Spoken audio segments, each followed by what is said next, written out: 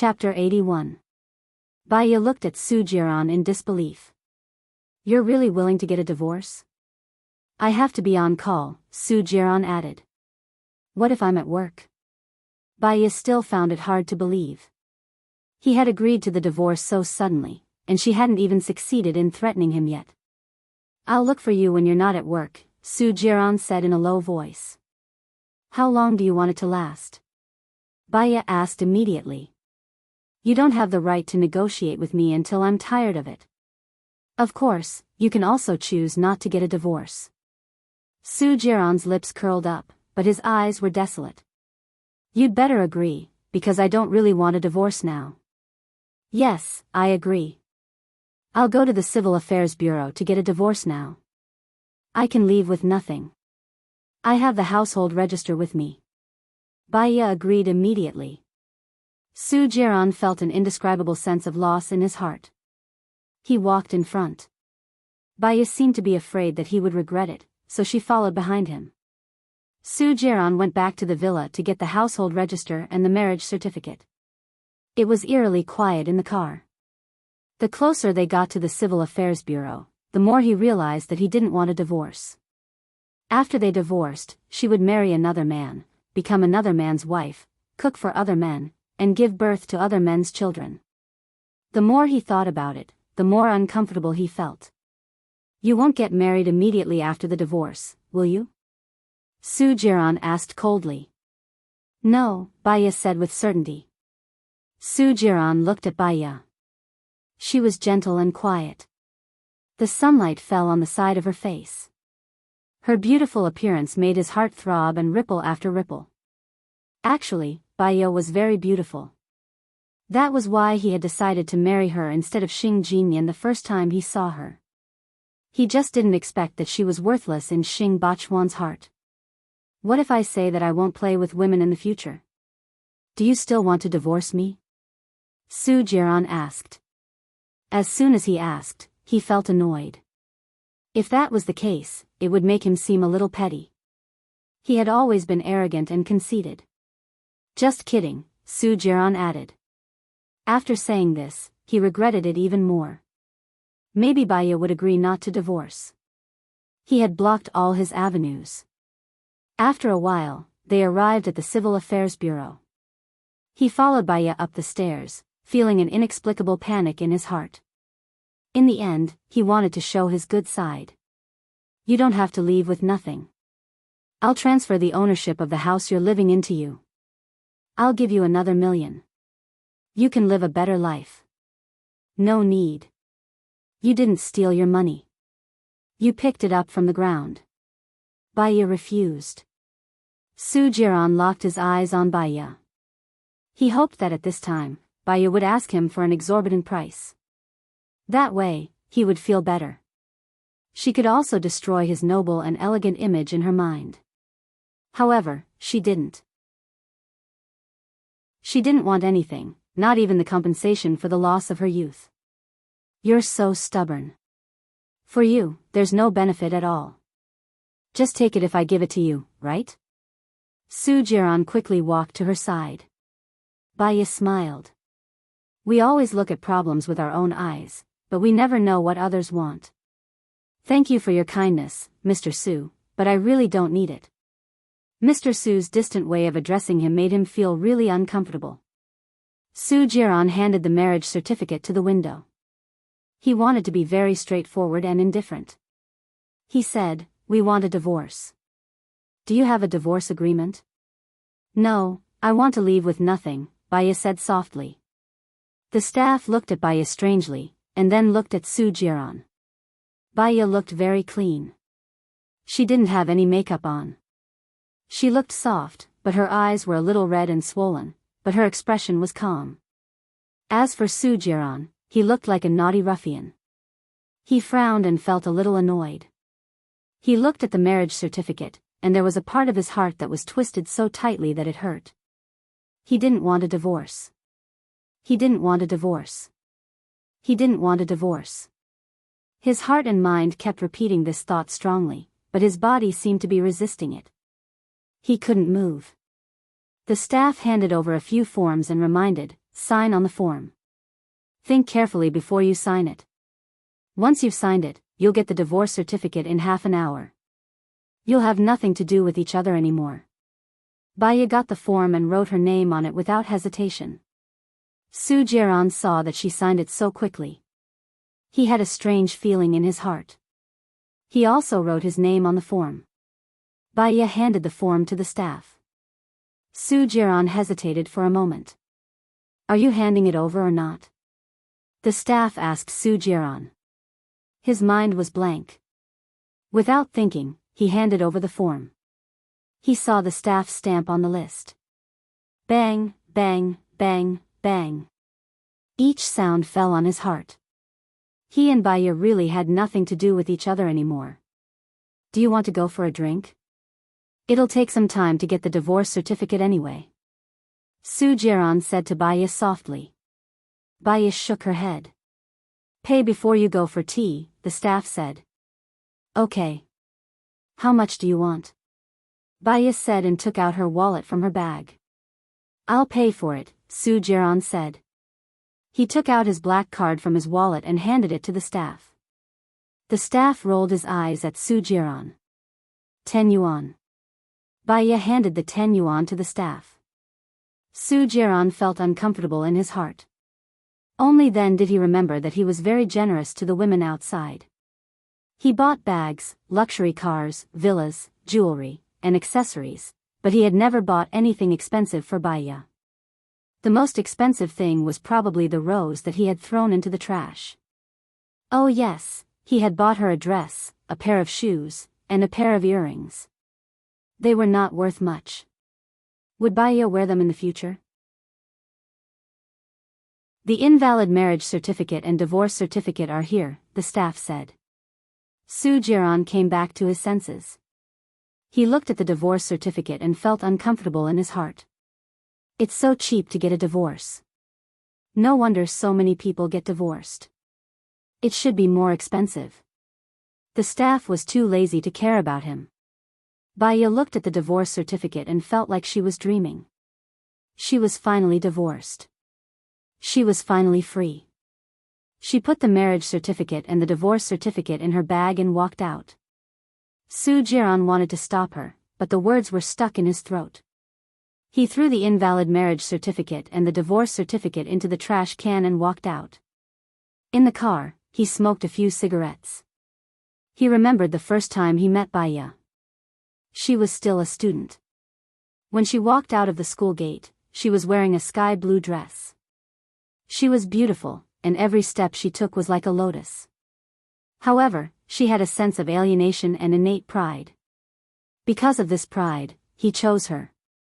Half an hour later, Su Jiran picked up the invalid marriage certificate from the trash can and opened it. In the photo, Baya frowned slightly and pursed her lips. However, her eyes were clear and full of hope. She was lovely and charming. Every facial feature was so beautiful, but he lost her.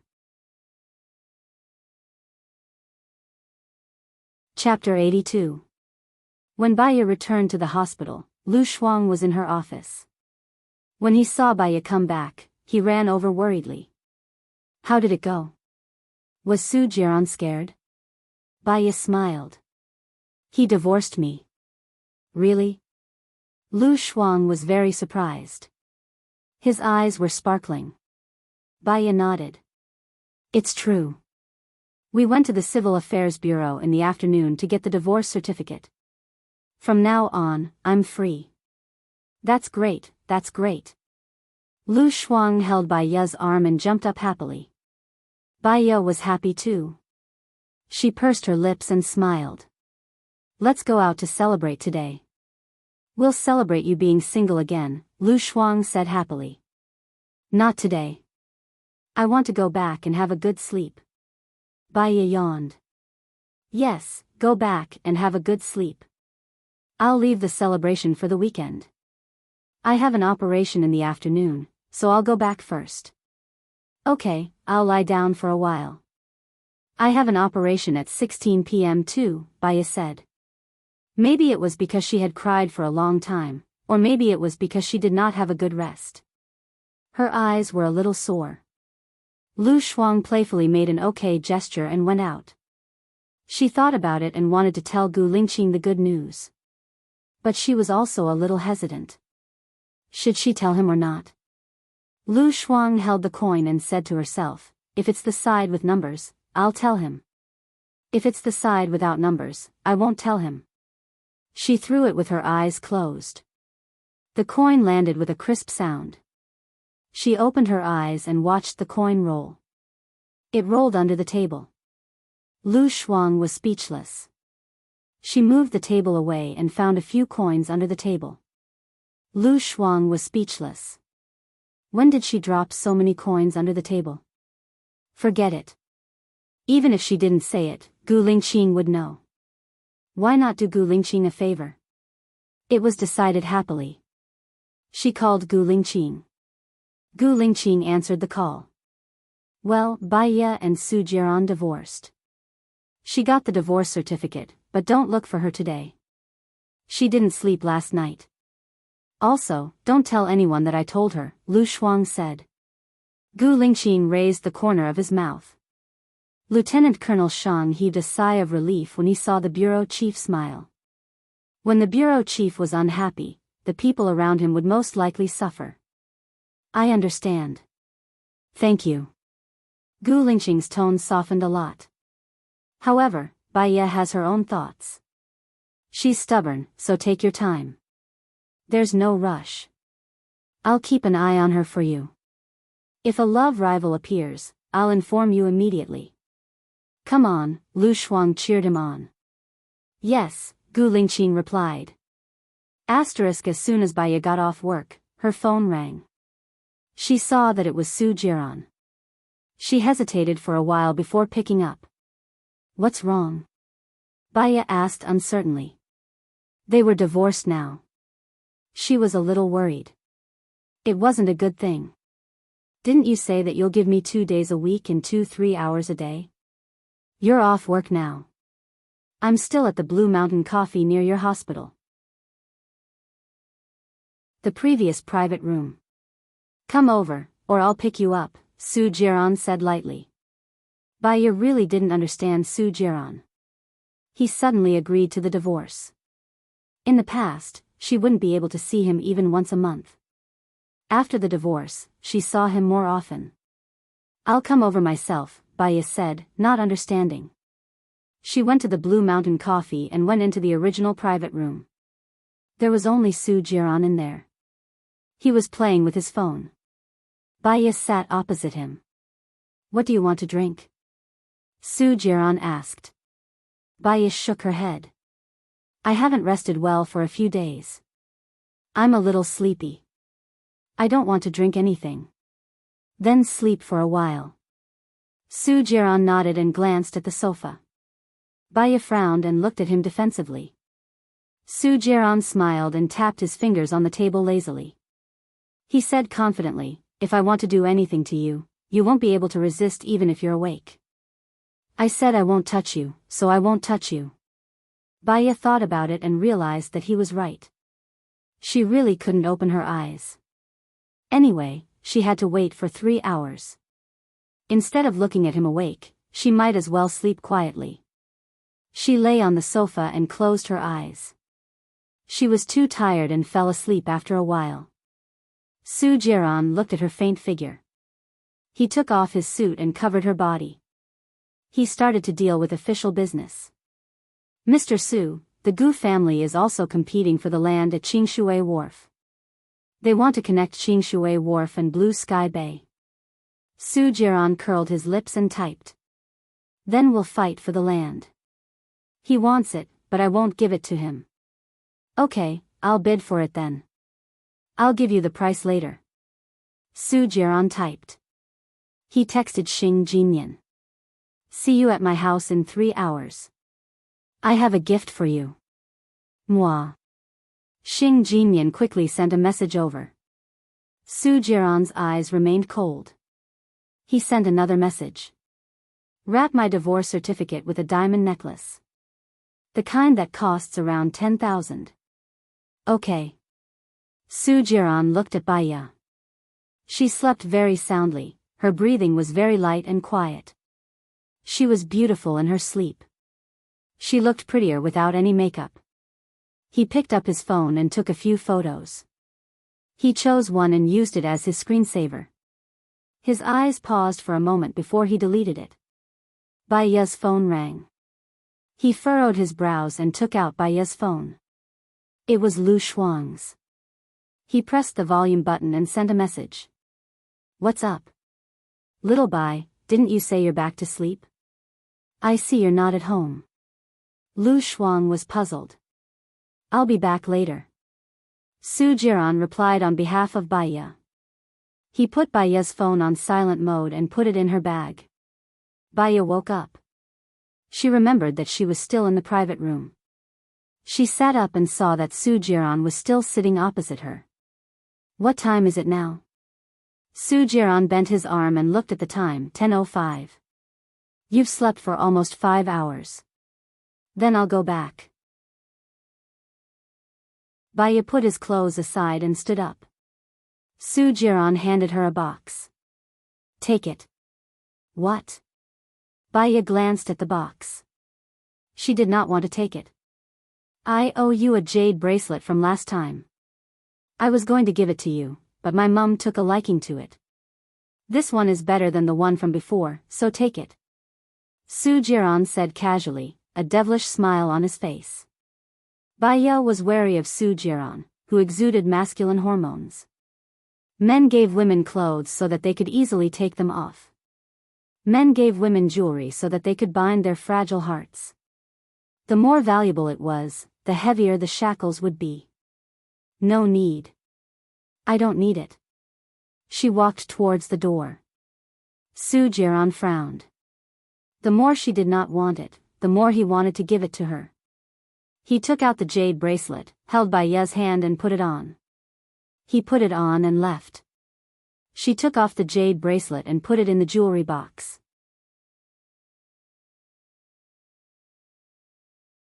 Chapter 83. Baya chased after Su Jiran. He drove away. She chased after him. Su Jiran went back to his villa. From afar, Baya saw Xing Jinyan standing at Su Jiran's door. She saw Su Jiran coming back and went up to him. Su Jiran lowered his head and kissed Xing Jinyan's lips. 15 seconds later, he hugged Xing Jinyan and returned to the room. Baya's eyes drooped as clear spring water flowed in them. It was not appropriate for her to return the jewelry to Su Jiran now. This was more like a demonstration to Xing Jinyan. To her, all she wanted was a peaceful and quiet life. Pretty lady, are you getting off the car? The taxi driver looked at Baya strangely and asked. It's okay. Let's go back. I'll give you the address, Baya said calmly. Hey pretty lady, are you here to catch me in the act? Look on the bright side. Which rich man isn't a playboy? As long as you can secure your position as the legal wife, it's fine as long as you don't fall, the taxi driver teased. Baya did not say anything. She looked outside. The sky was very dark. There was no moonlight at all. Perhaps it was because it was going to rain soon, so it was gloomy. An hour later, Baya got off the taxi and saw Gu Lingqing. He did not go up. Instead, he opened the window and looked at the window of her room. He held a cigarette between his slender fingers. The light from the cigarette butt flickered on and off, illuminating his pitch-black eyes, flickering on and off. Baya did not know what to say to him. Perhaps he noticed her gaze and looked at her. A glimmer flashed across his eyes. He put out the cigarette, opened the car door, and stepped out of the car. Where did you go? I called you but you didn't answer. I sent you a message but you didn't reply either, Gu Lingqing said. You called me? I didn't hear it. Baya took out her phone from her bag and saw Gu Lingqing's name on the screen. There were also 2 messages. One of the messages read, Where are you? The second message read, I'm coming to get my Russian book. That was 4 hours ago. Baya felt guilty and said apologetically, Have you been waiting here for a long time? Why don't you go up and sit? I sent a message to Lu Shuang. She said that you weren't at home and that she would call me when you came back. She didn't call me, so I waited here, Gu Lingqing explained. Baya lowered her eyes and turned around. Come with me then. I'll return the Russian book to you. Gu Lingqing looked at her indifferently. His heart felt like it was shrouded in a misty rain. It was wet and uncomfortable. I heard that you're divorced. Gu Lingqing glanced at her and asked gently. Okay. Baya pressed the button for the elevator and stood there quietly. Gu Lingqing held her hand. She pulled her hand out of his palm. What's wrong? Gu Lingqing asked in confusion. Baya didn't know what was wrong with her either. Her rationality had clearly told her not to have anything to do with Gu Lingqing, but her heart was moving closer to him. Have you eaten? Baya looked up and asked him, changing the topic. Gu Lingqing frowned slightly. Not yet. I haven't eaten either. There should be some ingredients in the fridge. I'll make you something to eat, Baya said gently. Gu Lingqing looked at her coldly. She was standing very close to him, but he felt that she was very far away. He couldn't figure her out. The elevator arrived with a ding. Gu Lingqing walked in first. Baya also walked in with her head lowered. She stood at the edge of the elevator, keeping a safe distance from him. Gu Lingqing's expression turned cold as he watched the elevator go up floor by floor. He held her arm and pulled her to his side. His hand gently wrapped around her waist. The temperature of his palm was very high, and it passed through her clothes to her skin. Baya's back was stiff as she looked straight ahead. I've sent the documents issued by the military to your hospital. I'm asking you to submit the application form in 3 days. I specifically asked for you, Gu Lingqing said in a low voice. Baya didn't say anything. She frowned slightly. In fact, she didn't really want to go. Gu Lingqing waited for a while, but she didn't answer. He looked at her and said, I can protect you in the military. You don't have to worry or be afraid in the future. Can I come out normally in the military? Baya asked. You just need to apply for it. You're a doctor, so you'll get special treatment. But sometimes you'll have to work overtime. The soldiers have sudden training at night, so there are more unexpected situations, Gu Lingqing explained. Can I not go? Baya asked softly. No. Gu Lingqing was very decisive. He saw that she was unwilling and seemed to have a lot on her mind. Most importantly, she refused to say anything. Am I so unworthy of your trust? Gu Lingqing said coldly. Of course not. Is that so? Gu Lingqing asked in return. With a ding, the elevator door opened. He pulled her out and pressed her against the wall. He leaned over and kissed her soft lips forcefully. Baya was shocked and pushed his shoulders. Her strength was as light as a feather to him. He kissed her even more deeply and didn't let her reject him. In fact, when he saw her just now, he seemed to have done so. Baya knew that she couldn't reject him. She was no longer an innocent little girl. She had done everything with Gu Lingqing. If she rejected him now, it would seem unreasonable. She didn't push him again, but she didn't respond either. He only let go of her when she was panting from his kiss. I don't know what's going on in your mind.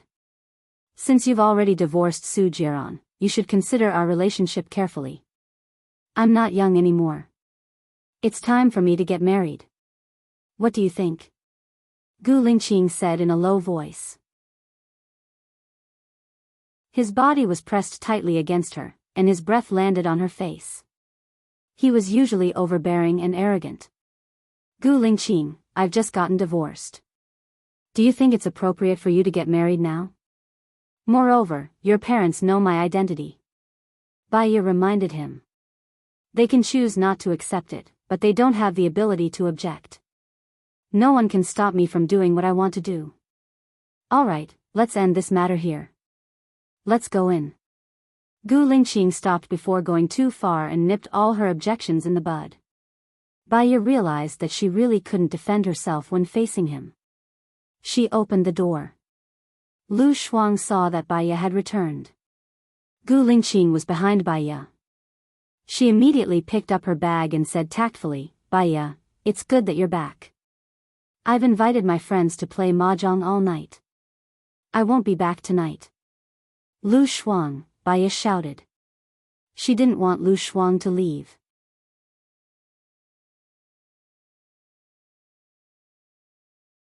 Chapter 84. Baiya was helpless. She walked to the fridge, opened it, and glanced at the ingredients inside. It was a little. Why don't we cook it? Hurry up. Baiya took out instant noodles, ham, lettuce, eggs, and tomatoes from the fridge. Gu Lingqing followed her to the kitchen, took the lettuce, and began to wash it. Baiya looked at Gu Lingqing with a very rational gaze. If Gu Lingqing wasn't the chief, his father wasn't the high and mighty deputy commander, and his mother wasn't the boss of one of the world's top 100 companies, they were just ordinary people who met each other through blind dates, had a smooth start, and after 2 years of dating, and then entered into marriage, maybe he really was an ordinary man.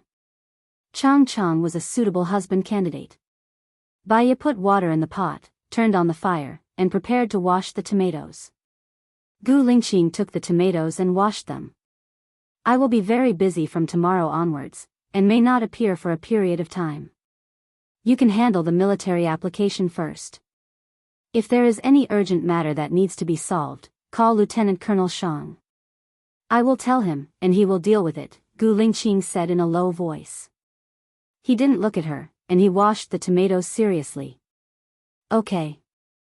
Baiya responded, opened the oil pot again, and prepared to cook scrambled eggs with tomatoes. Gu Lingqing took her spatula, broke the eggs into the pot, and began to stir-fry. You know how to cook. Baiya saw that his movements were very skilled, and was quite surprised. With his identity and background, there was no shortage of nannies at home, and now there were orderlies taking care of him, so he didn't look like someone who could enter the kitchen. I used to be the class monitor, and I won the second prize when we competed in culinary skills. Gu Lingqing put the sliced tomatoes into the eggs, added salt and sugar, and simmered it slowly. I thought you would have an important position after you entered, after all, your father's position is there. Baiya was honest. Changhao and I both entered the special military region for training. Gu Lingqing's eyes dimmed, as if he was hiding some great pain, and then he said lightly, later, Changhao was admitted to the Air Force University, and now he is the leader there. Are you all free range? Baiya asked casually. Although we're supposed to raise them freely, our subordinates all know about our identities and backgrounds. Naturally, we'll improve quickly. You don't need to say it out loud. If we have a baby, I'll probably take care of it, Gu Lingqing said softly.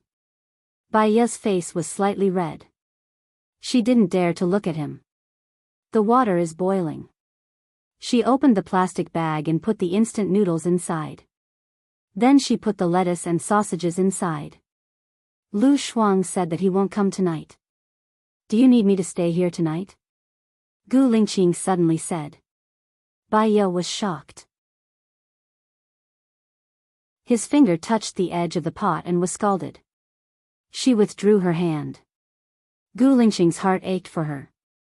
She held her hand under the tap and rinsed it with water. Sometimes you seem very rational, but sometimes I feel that you're actually quite reckless. You can't even take care of yourself. I think you'd better not do anything and just sit and wait for the food. Gu Lingqing's words warmed her heart. She even had an urge to be with him. There was a voice in her heart that told her to give it a try. Anyway, she didn't want to fall in love again, and she didn't want to get married again. The worst result was that they wouldn't be together. She was divorced now. It wouldn't affect him badly, right? But, what if Gu Lingqing was just impulsive? When he didn't love her anymore, she had already lost her heart. What should she do then? Her mother's tragedy was right in front of her. And she was too boring, too cold, too boring. She was afraid that he would get tired of her soon. It seems to be ready. You can eat now. Baiya withdrew her hand. Let me do it. Gu Lingqing said. He divided the noodles into 2 halves and put them into a big bowl. Then, he put the cooked tomatoes and eggs into 2 bowls. He took the bowls out. Baya took a pair of chopsticks and handed him a pair. Gu Lingqing lowered his head and sucked the noodles. Baya unconsciously looked at him. She really didn't expect that she would be with Gu Lingqing. She still remembered the first time she met him. He was cold, distant, resolute, and had an aura that kept people away. He was very cold, making people feel like they were looking up at a god. It was not easy to get close to him. Gu Lingqing looked at her and met her eyes. Baya paused. Since her eyes were caught, it would seem deliberate if she looked away. Why are you looking at me? Aren't you going to eat? Gu Lingqing asked. I think it's a little too much. I want to ask you if it's enough. Baya found an excuse. Eat first. If you can't finish it, give it to me, Gu Lingqing said in a low voice. Baya realized that he would eat the leftovers. Ripples appeared in her heart. She lowered her head and ate the noodles. After he finished eating, he leaned back on the chair and picked up his phone to send a message back to give instructions for tonight's work. Baya was also embarrassed to let him eat the leftovers, so she ate all the noodles. He was still busy working. She went to the kitchen to wash the dishes. She just put the dishes into the cupboard. He hugged her waist from behind. His strong and powerful arms were like iron pincers, bringing with it an explosive sense of power. Baya straightened her back. He kissed her on the cheek. She was so nervous that she couldn't say a word. The window reflected their shadows, entangled together. Do you want to do it here or in the room? Gu Lingqing asked in a low voice, as if he was suppressing some kind of emotion. She realized that he meant it that way. She didn't want to think of the things they did in this kitchen every time she cooked. Room. After saying that, she wanted to bite off her tongue. She fell into his trap. Is there a third choice? Baya asked awkwardly. Yes, the sofa, Gu Lingqing answered her. He carried her up and walked to her room. Her room was very clean.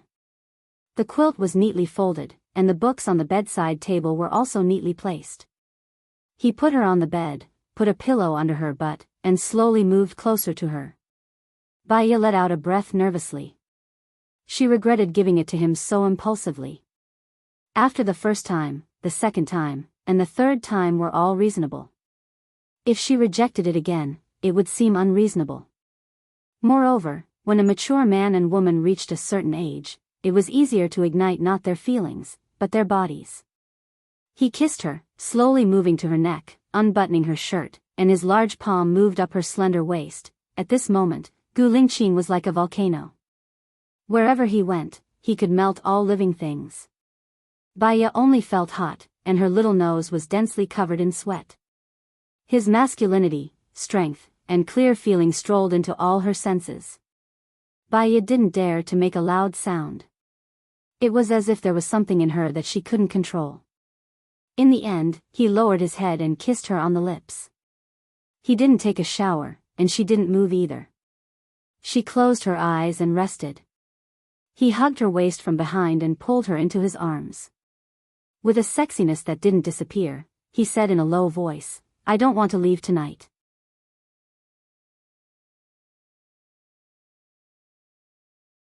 Chapter 85.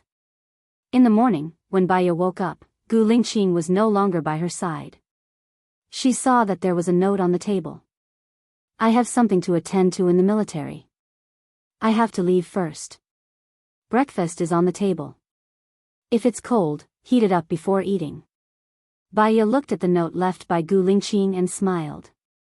His handwriting was strong, which matched his tough image. His handwriting was also beautiful. He didn't hide his sharpness, and it was very powerful.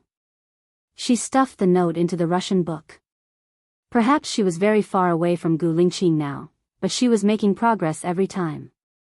Learning from him, understanding what he knew, and loving what he loved. Perhaps, they would have more topics to talk about, and she would be able to spend more time by his side. Baya got up, brushed her teeth and washed her face. When she walked out of the room, she saw the xilongbao, tofu soup, shumai, and youtiao that Gu Lingqing had placed on the table. She took a sip of the tofu soup. It was still warm. There was a knock on the door. Baya walked to the door and opened it suspiciously. Xiong Dani swung her hand and slapped Baya's face. B*tch, did you make Jiran resign? Xiong Dani said angrily. Baya's eyes shone sharply. She didn't think that Xiong Dani had the right to hit her and scold her. Su Jiran resigned because he deserved it. They had hurt her far more than she had hurt them. Baya slapped Xiong Dani on the face. B*tch, who are you calling? B*tch, I'm calling you. Xiong Dani blurted out. Baya smirked. Sorry, my family doesn't welcome you. Xiong Dani realized that she had been tricked by Baya. She said sarcastically, you thought you could hook up with Gu Lingqing, so you forced my Jiaran to divorce you. Let me tell you, it's impossible. Gu Lingqing has already agreed to marry Xiaoling. They will be engaged very soon. Baya paused. Gu Lingqing was still at her place last night and bought her breakfast in the morning. How could he be engaged to Su Xiaoling? If there's nothing else, I'm going to eat breakfast. I won't see you out. Baya went to close the door. Xiong Dani pressed on the door and said disdainfully, do you really think that Gu Lingqing likes you? He just sees that you're lonely and pitiful, so he wants to play with you. Anyway, you're a cheap slut who doesn't want money, and you're somewhat good-looking. Are you saying that you won't be cheap if you ask for money? I don't agree with your values. Also, when you belittle and slander others, you're actually destroying your character, Baya said bluntly. What a glib tongue. Let me tell you, Baya, you'll still have a chance to cry in the future. I can make you cry today. Do you believe me? Xiong Dani threatened. You want me to cry and beg for mercy? Will you change your decision? Baya asked in return. She chuckled as if she had already seen through it. Since it's impossible, why should I beg for mercy? You're going to make me cry anyway. You hurt my son, so I've decided that I won't let you off easily, Xiong Dani said arrogantly. You only saw me hurting your son. Did you see your son hurting me? What's being exposed on the internet is the truth. We're both women. If it was your husband who did those things, what would you think? Baya squinted her eyes and said coldly. Xiong Dani crossed her arms in front of her chest and said sarcastically, that's why I said you're incompetent. You can't control a man and yet you still want to vent your anger on him. Baya, don't you think you're shameless? If you don't look for your own reasons, where do you get the cheek to blame a man for not wanting you? Baya sneered. According to what you said, Su Jiran can't control me because he's incompetent. Where do you get the cheek to question me? How can it be the same? Men are flirtatious when it comes to women. Women are sluts when it comes to men. Xiong Dani roared angrily. Then I'm really sorry. Male supremacy isn't my view of life. If you want to make me cry, go ahead. I just despise you, Baya said and slammed the door. She went to eat breakfast, but she could not eat. Some people clearly told themselves not to care about it and not to be angry. It was not worth it to be angry. However, she was still angry. Baya's phone rang. She saw that it was a call from a stranger and turned it off. The phone rang again. It was the same string of numbers. Baya took a deep breath and answered the call. Baya, I'm Su Xiaoling. Su Xiaoling seemed to be in a good mood as she said with a smile. I don't think there's a need for us to contact each other. Brother Lingqing has already agreed to marry me. When the wedding date is set, I'll send you an invitation, hee. Su Xiaoling said to herself. Baya hung up the phone immediately. She went to work without eating anything. She felt uneasy the whole morning. Although she believed in Gu Lingqing, the story of 3 people turning into a tiger always made people anxious. Lu Shuang pushed the door open and came in with dark circles under his eyes. He smiled ambiguously. How did it go between you and Gu Lingqing yesterday? You're the one who told Gu Lingqing that I'm divorced again, right? Baya asked helplessly. She only had one friend, and it was a bad friend of a dumbass.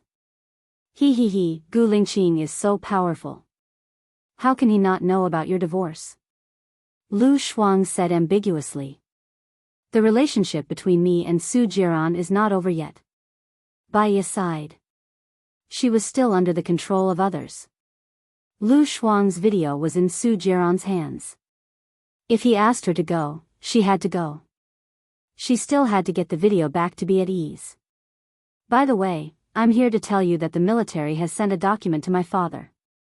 It said that someone is applying to be a doctor in the special military region, and they specifically asked for you.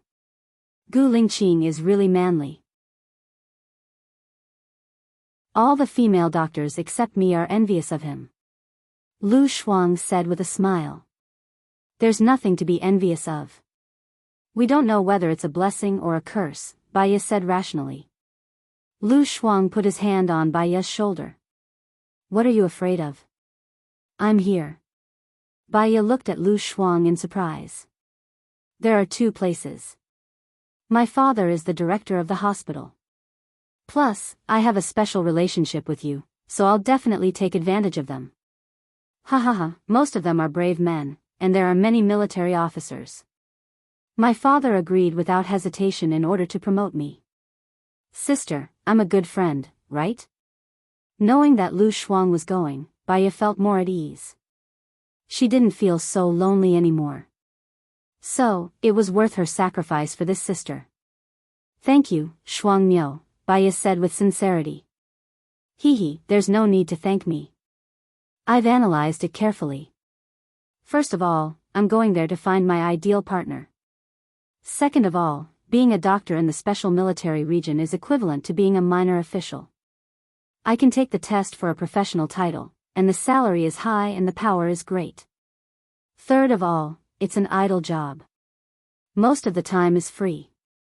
I'm so busy working here. I'll definitely go there.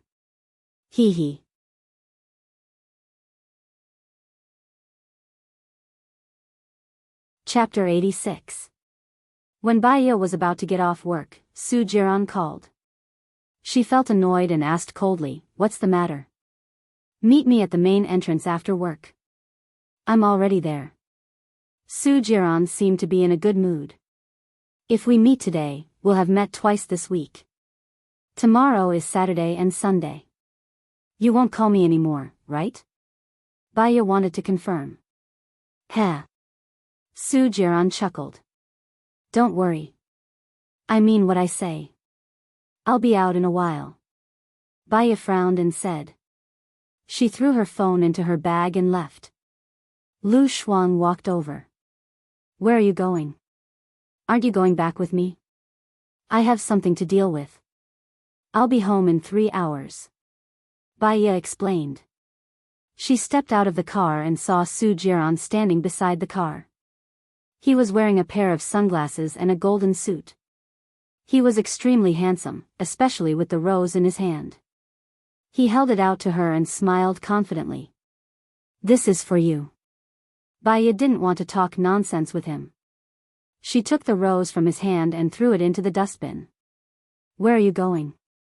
She looked at her phone and started to count down.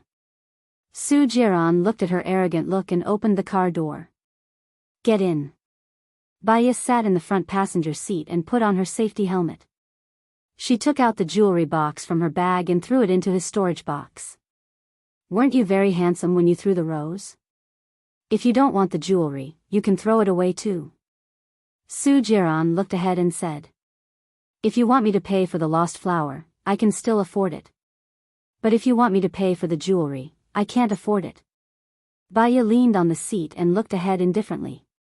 "Baya, you're good at everything except that you're too stubborn. You don't know how to judge the situation. You'll regret your current attitude in the future." Su Jiran looked at Baya and said meaningfully. "Then you can say that later." She didn't even look at Su Jiran. "Gu Lingqing should have told you, right?" Su Jiran suddenly asked. What did you say? Baya glanced at him. The date of his engagement with Su Shaoling has already been set. It will be on the 9th of next month. According to Xiaoling's temper, she should have sent you an invitation. Baya looked at Su Jiran in disbelief. Are you guys joking? Su Jiran smiled and turned on the music in the car. From what you're saying, Gu Lingqing didn't tell you. If he didn't say it himself, I wouldn't believe him. You don't have to try so hard to sow discord between us, Baya said decisively. Su Jiran frowned. Why didn't you trust me that much before? Isn't it correct that I don't trust you? Baya said sarcastically. Su Jiran smiled. At least, I didn't lie to you about your feelings and I didn't hide it. If I didn't want you to know, do you think you could easily find out where I am? You just don't want to hide it from me. How can I not know? Baya didn't even want to think about the past. Fine, I'll give you this chance to ask Gu Lingqing in person. Su Jiran drove. Baya was on guard. Su Jiran, what do you mean? Today is my grandfather's birthday. I'll bring you to have a meal. Of course, if you don't want to go, I can let you watch the show from the surveillance room. You don't believe me, right? Since you don't believe me, I'll let you see it with your own eyes, Su Jiran said with certainty. Baya frowned and didn't say anything. She decided to believe that Gu Lingqing didn't lie to her. But if she could see it with her own eyes, it would prove that her belief was not wrong. She believed that Gu Lingqing could give them a slap in the face. It would save her the trouble of people gossiping about Gu Lingqing and Su Shaoling every few days. Although she didn't believe it, it didn't mean that she didn't care. She didn't like to listen to those rumors. It made her heart feel uncomfortable. Su Jiran didn't bring Baya to the banquet hall. Instead, he brought Baya to the surveillance room. Su Jiran's grandfather was the retired deputy director of the Commission for Discipline Inspection. Although he wasn't in the position, he was quite famous. There were many politicians and entrepreneurs who came. Even so, Baya still saw Gu Lingqing, who stood out in the crowd. He was dressed in a black suit with a distinctive totem pinned on it. The golden wheat tassels served as a foil to his valiant and tall stature. Apart from him, Su Shaoling was also there. She was wearing a strapless fishtail dress. She held his arm and stood beside him. A talented man and a beautiful woman. They were a perfect match. Baya furrowed her brows. Today, my grandfather will announce their marriage to everyone. Do you want to ask Gu Lingqing in advance? Su Jiran suggested. He raised the corner of his mouth, which was a bit evil and charming. Baya admitted that she couldn't stay calm when she saw Su Shaoling and Gu Lingqing standing so intimately together. There were a million reasons in her mind to convince herself that they were just ordinary acquaintances. However, ordinary acquaintances didn't need to hold hands. Baya took out her phone from her bag, locked the screen, and called Gu Lingqing. She saw Gu Lingqing take out his phone and take a look. Gu Lingqing didn't answer. Instead, he muted his phone and put it back into his pocket. His behavior had already shown that he didn't want to answer her call now. Baya's heart sank. It was as if a huge rock was pressing down on her. She felt suffocated, and her mind went blank. She put down her phone and stared at Gu Lingqing on the screen. Su Jiran sat on the table in front of her. Baya, I'm thinking, if I played along with him back then and never let you know that I had a woman outside, would you still love me? Baya turned her eyes and looked at him. I want to go to the banquet hall. Su Jiran laughed. You have to think carefully. If you go in and make a scene, not only will Gu Lingqing feel embarrassed, but my grandfather will also feel embarrassed. Men hate it when women embarrass them. Baya looked at him indifferently. Do you think I will make a scene? That's true. You're so cold that it drives people crazy. If you had shown a little bit of care for me back then, I might have turned back a long time ago. Su Jiran stared at her and his eyes darkened. Baya smirked and said sarcastically, never expect a scumbag to turn back. In fact, The rate of scumbags turning back is the same as the rate of me turning back. I already have so many people turning back for me. Why would I care about a scumbag turning back? I wish you the best of luck on the path of not turning back. Don't be too firm with your words. Do things in an extreme way. Only by giving people a chance to turn back can you have a path to walk on. Baya, your EQ is very low, Su Jiran said meaningfully. Baya looked at Su Jiran. Her gaze was a little unfocused. She didn't know what EQ was. When she was in love, there was only one person in her heart and she gave it her all. When she wasn't in love, she wouldn't drag things out. Just like right now, her heart was in pain. She wanted to ask Gu Lingqing face to face. If he really lied to her, no matter how painful it was, she would chase him away from her heart.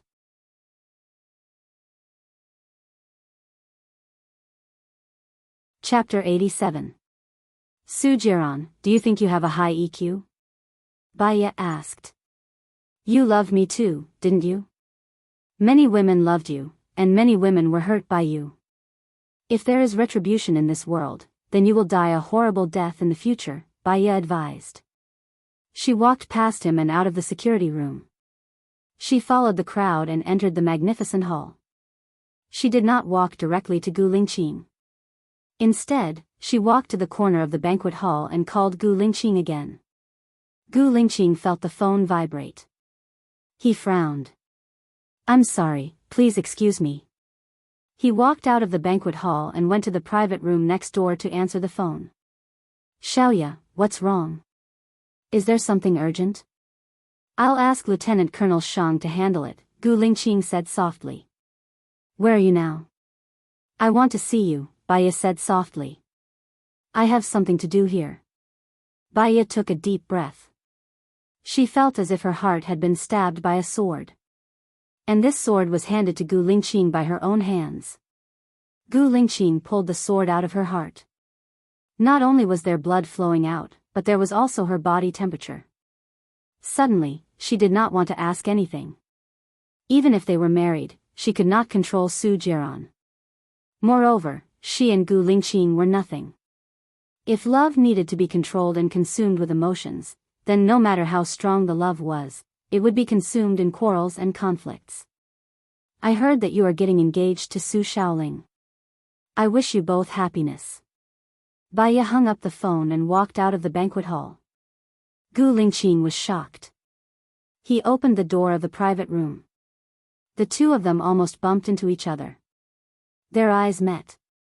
His profoundness met her cold and cheerless. They looked at each other without saying a word. Lingqing. Su Xiaoling's sweet voice sounded. She ran over and hugged Gu Lingqing's arm. She smiled proudly at Baya and said, I didn't expect you to come. Since you're here, I don't have to call you again. Lingqing and I are getting engaged on the 9th of next month. It'll be held here. Come early on the 9th of next month. Baya lowered his eyes and did not speak. In fact, she was waiting for Gu Lingqing's explanation. However, 1 second passed, 2 seconds, 3 seconds, Gu Lingqing didn't refute anything. She also understood.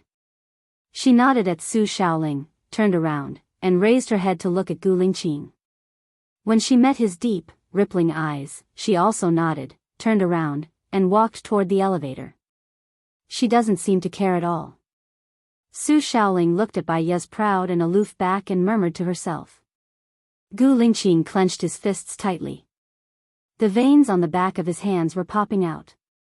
His eyes were filled with helpless pain and his brows were tightly knitted. Baya quickly walked into the elevator and pressed the button for the first floor. Her eyes were lowered and filled with tears. The moment the elevator closed, big teardrops rolled down her cheeks. She had her so-called. But what could she do?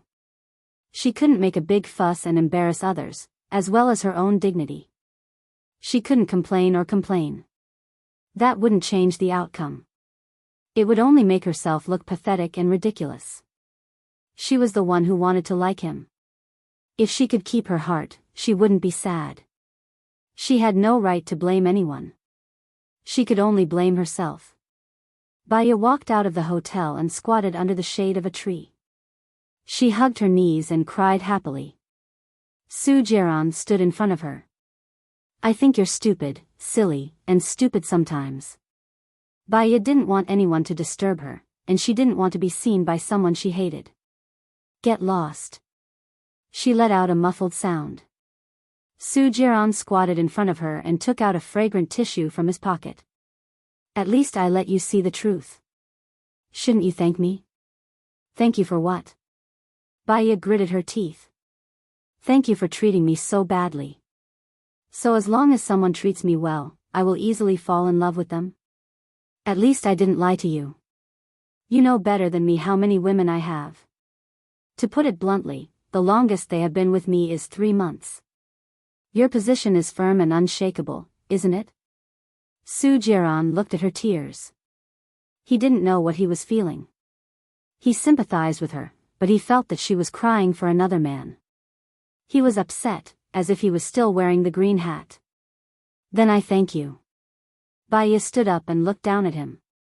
She said coldly, disappear in front of me. If Gu Lingqing is that sharp guillotine, you are actually the executioner. And I deserve it. Baya walked forward quickly and waved her hand. A taxi stopped in front of her. Baya got on the taxi. The taxi drove away quickly. Soo-jaeon stood up and put one hand in his pocket. The street lights lit up, elongating his shadow. He wanted to be with Baya. When Baya went back, Lu Shuang was surprised. Xiao Bai, you're back so soon. Have you eaten? No, have you eaten? Baya asked. She went into her room and put the 2 sets of Russian books into a plastic bag. I ate instant noodles. What's wrong? Are you okay? Lu Shuang asked worriedly. I'm fine. I'll go out later and come back after eating. If I come back late, don't wait for me, Baya said calmly. Did you cry? Lu Shuang was getting more worried.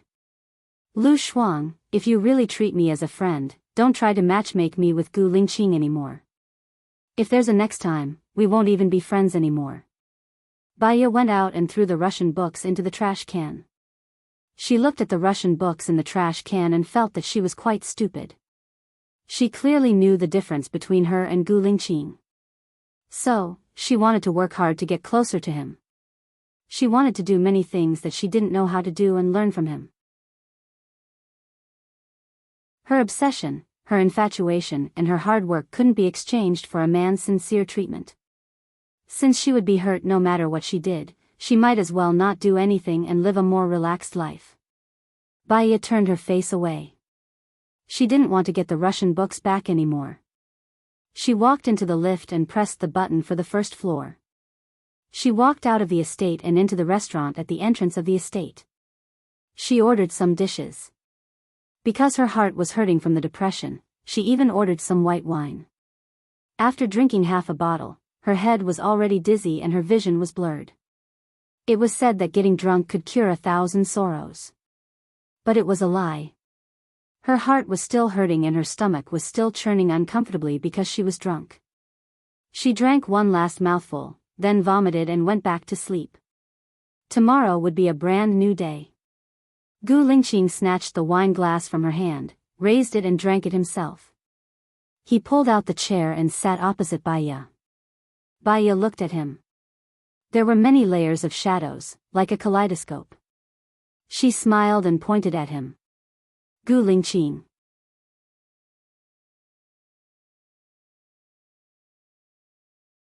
Chapter 88. Baya slowly fell down and rested her head on her arms. She looked out of the door and said softly, I hate mistresses. Because of them, my mother's marriage was ruined. Because of them, my marriage was ruined. But I have to become the person I hate the most. I don't want it. Baya closed her eyes. Tears flowed out from the corner of her eyes, flowed over the bridge of her nose and into her hair. Seeing her tears, Gu Lingqing's heart felt like it was cut by something. It was very painful. He pitifully wiped away the tears on her face, and his eyes darkened. The matter was too urgent. He didn't have time to deal with it, and he didn't know how to tell her.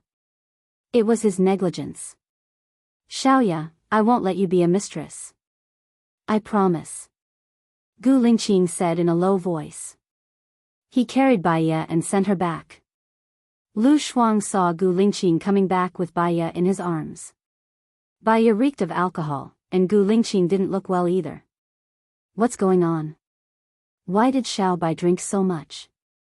Lu Shuang was worried. Gu Lingqing put Baiya on her bed and covered her with a blanket. She looked at Baiya and said to Lu Shuang, please take care of her these days. Call me if anything happens. Xiao Bai said that if I contact you again, she will break off all ties with me. She doesn't seem to be lying. I don't dare to contact you anymore, Lu Shuang said in a low voice. She saw that Baiya was in so much pain. Baiya had always been a rational person rather than an impulsive one. She drank so much today and Gu Lingqing said such a thing. She judged that Gu Lingqing must have done something to let Baiya down. Gu Lingqing frowned helplessly and looked at Lu Shuang. You can contact me secretly. She won't find out. Lu Shuang shrugged. I'll try my best. Gu Lingqing's phone rang. When he saw that it was Gu Tianhang calling, he frowned in annoyance and walked towards the door. He answered the call and said, I'm coming over now. Lu Shuang looked at Gu Lingqing's back. She had a premonition that something must have happened.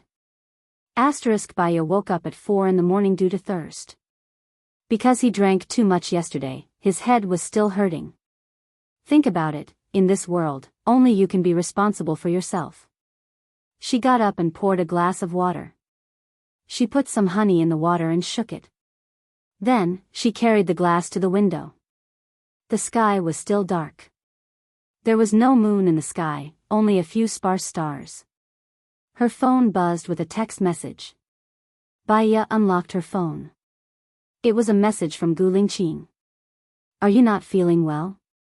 She looked at the message indifferently, and bitterness flowed through her heart. She did not reply. She blacklisted Gu Lingqing's number. She switched off the lights and lay on the bed. She closed her eyes and felt the pain in her heart.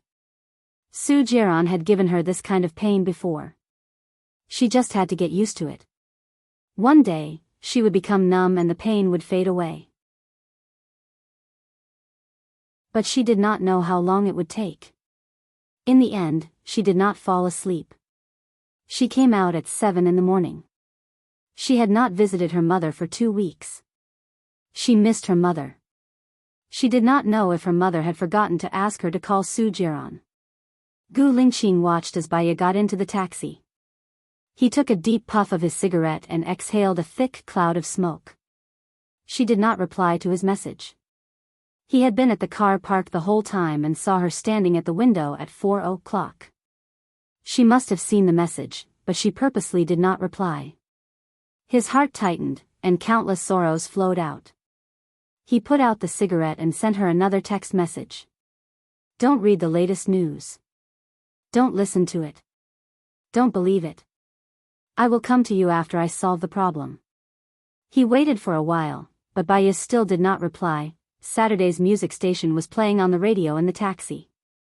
The announcer on the radio said in a light voice, "We are playing a happy event. It is said that Deputy Chief Gu's son will tie the knot with Deputy Chief Su's granddaughter. They have not even gotten married yet, but the happy event has already been announced to the world. Although I will not have the chance to attend the wedding of these two big shots, I still wish the newlyweds the best of luck.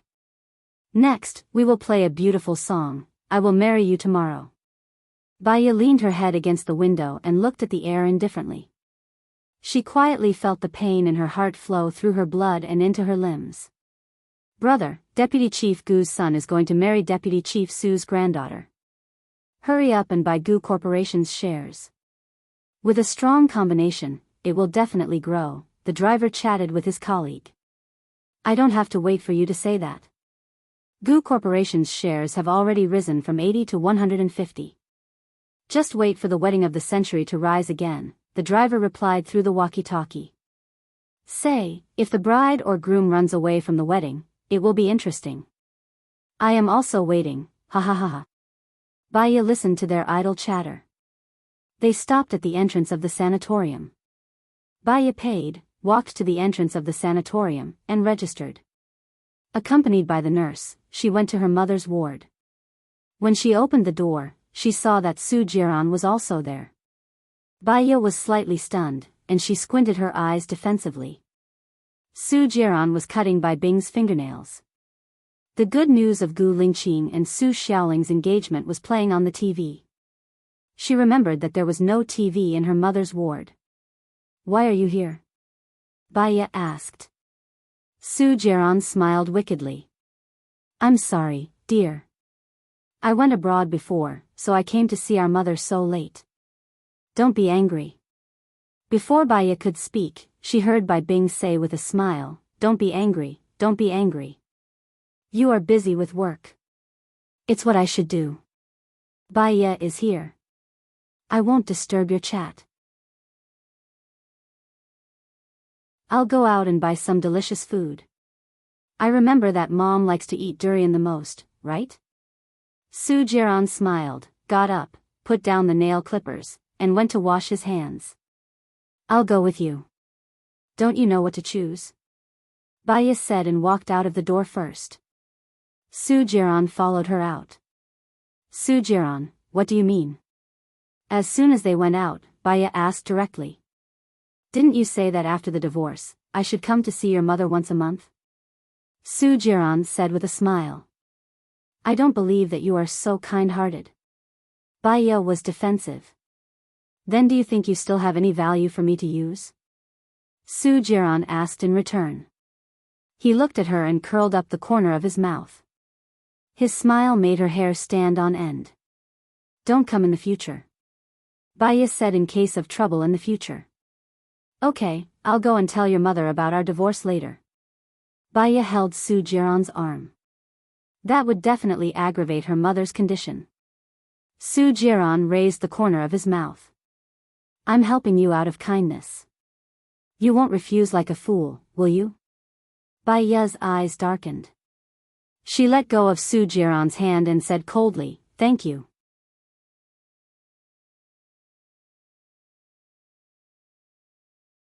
Chapter 89. She felt that nothing good would come out of Su Jiran's mouth. Since nothing good would come out of it, why would she make herself sad? "I don't want to know about people or things that have nothing to do with my life," Baya said resolutely. "It's good that you know. I heard that Gu Lingqing has already given your hospital a document to register you to the military?" Su Jiran asked. "You're quite well informed, aren't you? Does Gu Lingqing have a grudge against you?" Baya sneered and walked in front. "There was no grudge at first, but he targeted my wife, locked me up in the detention center, and targeted me, causing me to lose my position as the deputy director. I won't forget any of these. Do you think I'll let him go?" Su Jiran's eyes turned cold. "Let people go when possible. If I were like you, you wouldn't know how many times you would have died," Baya said coldly. "I'll let others go, but they might not let me go. For example, Su Xiaoling will also go to the military. Do you think she'll let you go if you go?" Su Jiran said with a smile, but it was obvious that the smile did not reach his eyes. Baya lowered her eyes and said with certainty, "I won't go. I'm afraid that if you don't go, I'm afraid you won't be able to do your job in the hospital. After all, it's an order from the military. Do you think Lu Shuang's father has the guts to disobey?" Su Jiran said with drooping eyes. Baya did not say anything. Su Jiran looked at her, held her arm, and pulled her to his side. "What are you doing?" "Let go," Baya said sternly. "Since Gu Lingqing is getting married, don't provoke him," Su Jiran warned with a vicious look in his eyes. "I'll make my own decisions. Su Jiran, don't forget that you're just my ex-husband. Legally, we have nothing to do with each other." Baya pulled her hand away forcefully. She went into the fruit shop. Su Jiran didn't say anything else and followed behind her. Baya chose a durian, paid for it, and walked in front with it. Su Jiran stared at her cold back. Something seemed to be stuck in his heart, and he felt very uncomfortable. When had he, Sujiran, ever lowered his voice to a woman like this? Baya was just a woman he didn't want. Thinking of this, Sujiran didn't follow them in. He turned around, got into his car, and left. Baya entered Bai Bing's room. "Where's Jiaran?" Bai Bing looked behind Baya and asked. He had something to do and left first. "Mom, I'll open a durian for you," Baya said softly. Bai Bing furrowed her brows. "You quarreled with Jiaran, right?" "Xiaoya, Jiaran is such a good man. You should change your temper. Don't let people coax you all the time, and don't put all your attention on work." "Okay," Baya replied with her head lowered. "All right, go accompany Jiaran. He bought me a TV, and I want to watch it." "Xiaoya, don't give your husband too much freedom. Otherwise, he'll let you be free forever." "Mom, he's busy with work." "I still have to wash your hair and bathe you," Baya said with a smile. "It's okay. Jiaran found me a caretaker today. He'll take care of me 24/7. Hurry up and have a child with him." "Oh yes, did you give away your previous child?" Bai Bing asked worriedly. Baya lowered her eyes. "Then I'll leave first. I'll come see you next week." Baya picked up her bag and quickly left her mother's ward. She walked aimlessly on the road alone, her thoughts immersed in the distant past. She didn't know how many hours had passed as she walked and walked. When she looked up, she was at the entrance of the Special Forces Division. She came here unconsciously. Was she crazy? Baya quickly turned around. Gu Lingxing's car came out of the division. He saw Baya and shouted, "Stop the car." Lieutenant Colonel Shang also saw Baya and reminded him, "Chief, this is a critical time. If you and Miss Bai are photographed." Before Lieutenant Colonel Shang could finish speaking, Gu Lingxing had already gotten out of the car. He held Baya's arm. "Let go of me," Baya said coldly. Gu Lingxing looked at her red eyes and let go of her. He said in a low voice, "Where are you going?" "I'll give you a ride." "No need." Baya saw a taxi coming and waved at him. Gu Lingxing looked at her deeply and pursed his lips. The taxi stopped in front of Baya. Baya was about to open the door when Gu Lingxing held her arm and pulled her forward. "What are you doing?" "Let go of me," Baya said defensively. Gu Lingxing opened the back door. Baya stood resolutely and didn't want to get in. He held the door handle with one hand and supported her body with the other. "If you want to be in a stalemate with me, I'll accompany you. I don't think we can continue our relationship." Baya frowned and said heartlessly. She looked at him firmly. "So you blacklisted my number?"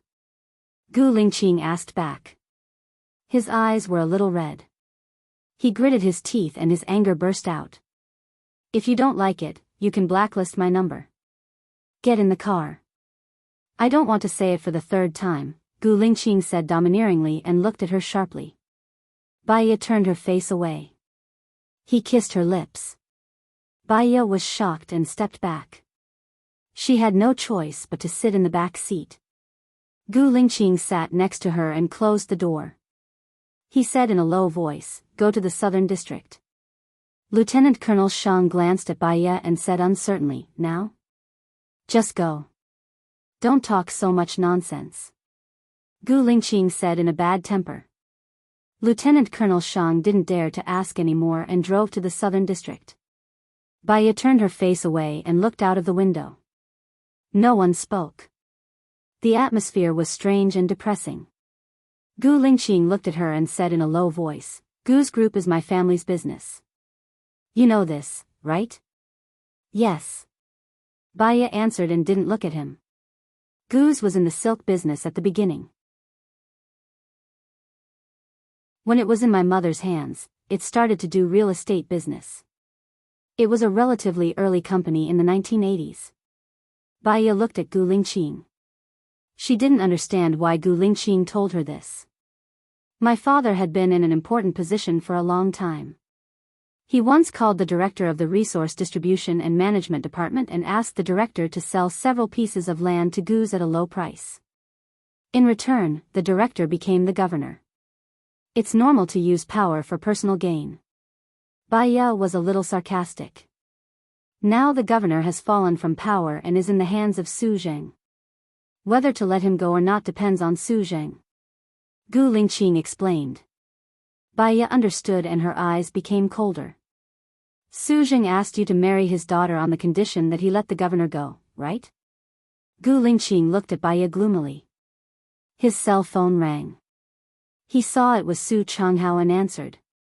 Lingqing, the governor died in the police station. Did you do it?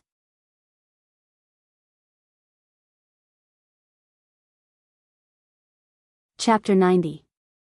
You just need to tell me. Yes or no? Su Changhao was very serious.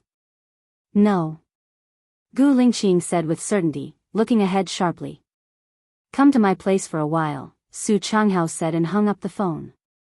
Gu Lingqing looked at Baya. Baya didn't know how to face him, so she turned her face away. He grasped her chin, turned her to face him, and kissed her lips. Baya wanted to retreat and pushed his chest. He let go of her as she wanted, and his eyes were as deep as obsidian. Don't leave me. Baya's heart tightened. He said it as a statement, with a commanding tone. However, she felt that there was a hint of pleading in his words. Was she wrong? He was the dignified chief, swift and decisive, overbearing and cold. How could he plead? I'm busy now. I'll help you stop a taxi. Gu Lingqing got out of the car and stopped a taxi. Baya got into the car. Gu Lingqing gave the taxi driver 100 yuan and ordered, Blue Sky Apartment. Baya's heart was a little confused. She was not a person who was easily carried away by love. She asked herself. What did she have? Other than a good figure and a little prettier, there were a lot of women like her. She had a bad personality. She was harsh and cold. Why should Gu Lingqing offend everyone for her? She didn't believe that there could be a lot of love in a month. Before she knew it, she had returned home. Baya, have you heard that the governor of our state was assassinated? Our hospital is the closest to the procuratorate, so he was sent to our hospital for emergency treatment. They failed and he died, Lu Shuang said nosily, eating potato chips. Baya glanced at Lu Shuang, wanted to say something, but stopped on second thought and sat on the sofa. Lu Shuang sat opposite Baya and guessed, the place of the accident was the prosecutor's office. Maybe the governor was involved in some kind of bribery, or knew some secrets of others and was murdered. You know about the gossip? Gu Lingqing is getting married. Have you heard about it? Baya asked. Lu Shuang was astonished. She put down the potato chip box in shock. Gu Lingqing is getting married. Baya looked at Lu Shuang seriously. I ask you, and you answer me honestly. Do you think Gu Lingqing will fall in love with me? Or is it that the record is bigger? Do you really want to hear it from the bottom of my heart? Lu Shuang was in a dilemma. Of course. Baya was very determined. First of all, I recently asked my dad about Gu Lingqing's character. His reputation is very good. Other than a girlfriend who died on a mission 5 years ago, he has always been clean. There are no scandals, let alone any women. Secondly, this person is very responsible, righteous, and loyal.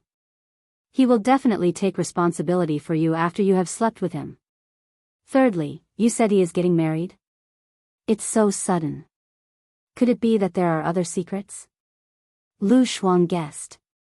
What if there are other secrets? Baya asked and lowered her eyes. It's like this. I think accompanying someone for a lifetime is the longest confession of love. Although sometimes you can't tell if the other person is good or bad in a very short period of time, if you don't work hard, you will regret it for the rest of your life. Lu Shuang looked at Baya's expression. Perhaps, many mistresses think that it is true love with a man, so it causes another woman's tragedy, Baya said rationally. Isn't Gu Lingqing not married yet? If it were me, I would face the problem together with him until he gets married, and then I will give up forever.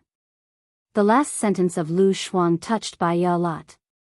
She had a good impression of Gu Lingqing, and maybe more than a good impression, she liked him. She wanted to work hard. I know what I should do. Bai Ye took her bag and went out. She wanted to wait for him at the military base, but she was afraid that it would cause him trouble. She pulled Gu Lingqing's number back to the whitelist and sent a message. I want to meet you. Where should I go? More than 10 seconds later, Gu Lingqing sent a text message over. Go to the parking lot under Jinjiang International Hotel, C10. Someone will pick you up. Okay, Bai Ye replied. She took a deep breath and got into the taxi. Gu Lingqing put away her phone, and her eyes softened. Lingqing, you must find the murderer who killed Governor Cheng. Otherwise, your Uncle Su will think that you did it. Moreover, your wedding with Xiaoling must be held as scheduled. Gu Tianheng paced anxiously in the study. Gu Lingqing looked at Gu Tianheng deeply. Uncle Su will also think that father did it, right? Bastard. Gu Tianheng slammed the table. Would I do that kind of thing? Tianheng, how much do you think Governor Cheng told Su Zheng? Song Shiyu was a little worried. It doesn't matter how much he said. As soon as Governor Cheng died, the recording of my call to him can't be found. Gu Tianheng breathed a sigh of relief. Could it be that Governor Cheng told Su Zheng where the recording is? Governor Cheng isn't stupid. If he revealed the location of the recording, he'd be dead. He still wanted to use the recording to save his life. So, I'm sure that Su Zheng doesn't know where the recording is now. Gu Tianheng was very confident. It can't be that you really did it, right? Song Shiyu asked suspiciously. Of course not. How is that possible? Gu Tianheng widened his eyes and said with certainty. I'm just afraid that they won't think so. Song Shiyu sighed. Gu Lingqing curled the corner of her mouth and negotiated. If I find the murderer, you'll allow me to marry Bai Ye. How about that? What are you talking about? I'm being wrong now, and you still want to marry that B*TCH. That B*TCH is Su Jiran's ex-wife. I'll be laughed at. I won't allow it, Gu Tianheng said angrily. Gu Lingqing stood up. Then I have nothing else to say. Anyway, I won't marry Su Xiaoling. Don't you dare, Gu Tianheng said angrily. Gu Lingqing turned around decisively. Song Shiyu frowned and held Gu Tianheng's arm. Fine, we agree. Why did you agree? Gu Tianheng was so angry that his teeth were itching. I don't agree. Do you have any objections? Song Shiyu smiled and looked at Gu Lingqing. If you can find the murderer, we'll agree to your marriage with Bai Ye.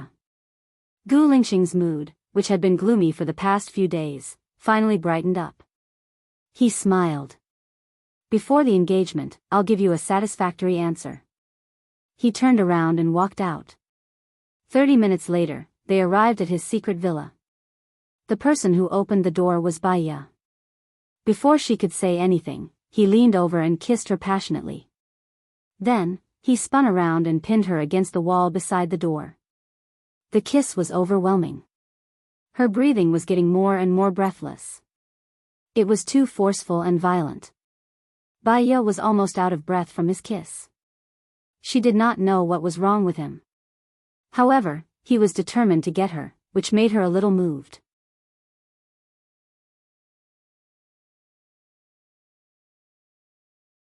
Chapter 91.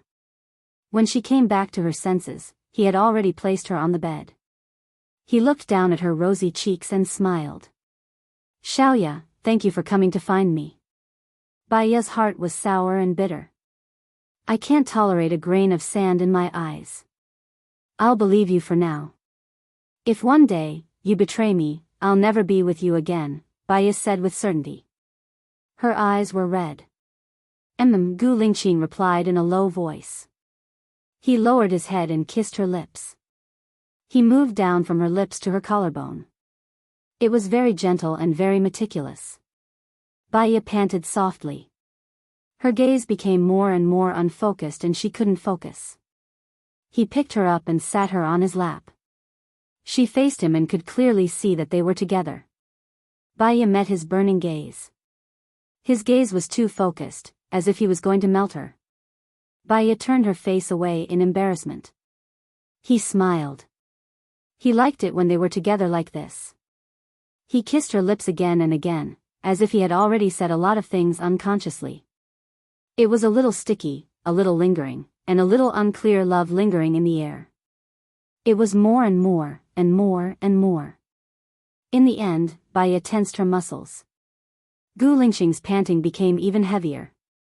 When he came out, he said, "Xiaoya, I like you." Baya's heart throbbed again and again. She really hoped that this love could last for a lifetime. He hugged her and lay down. Baya lay face to face with him and slowly calmed her breathing.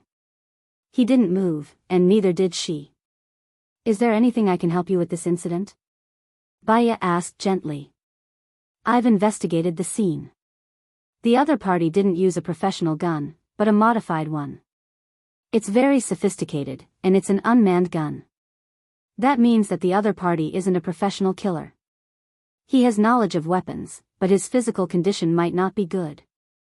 Isn't there a camera in the prosecutor's office? How did the unmanned gun do it?" Baya didn't understand. He delivered a package. The video didn't capture his face. He's not tall or fat, and he was wearing a big coat. Inside the bag was a smoke bomb, which was remote-controlled. There was a surveillance camera attached to the unmanned gun, and it accurately shot Governor Cheng, Gu Lingqing said. He sent a smoke bomb, not a bomb. This means that he doesn't want to hurt the innocent. His target is only Governor Cheng. Moreover, his anti-investigation ability was very strong.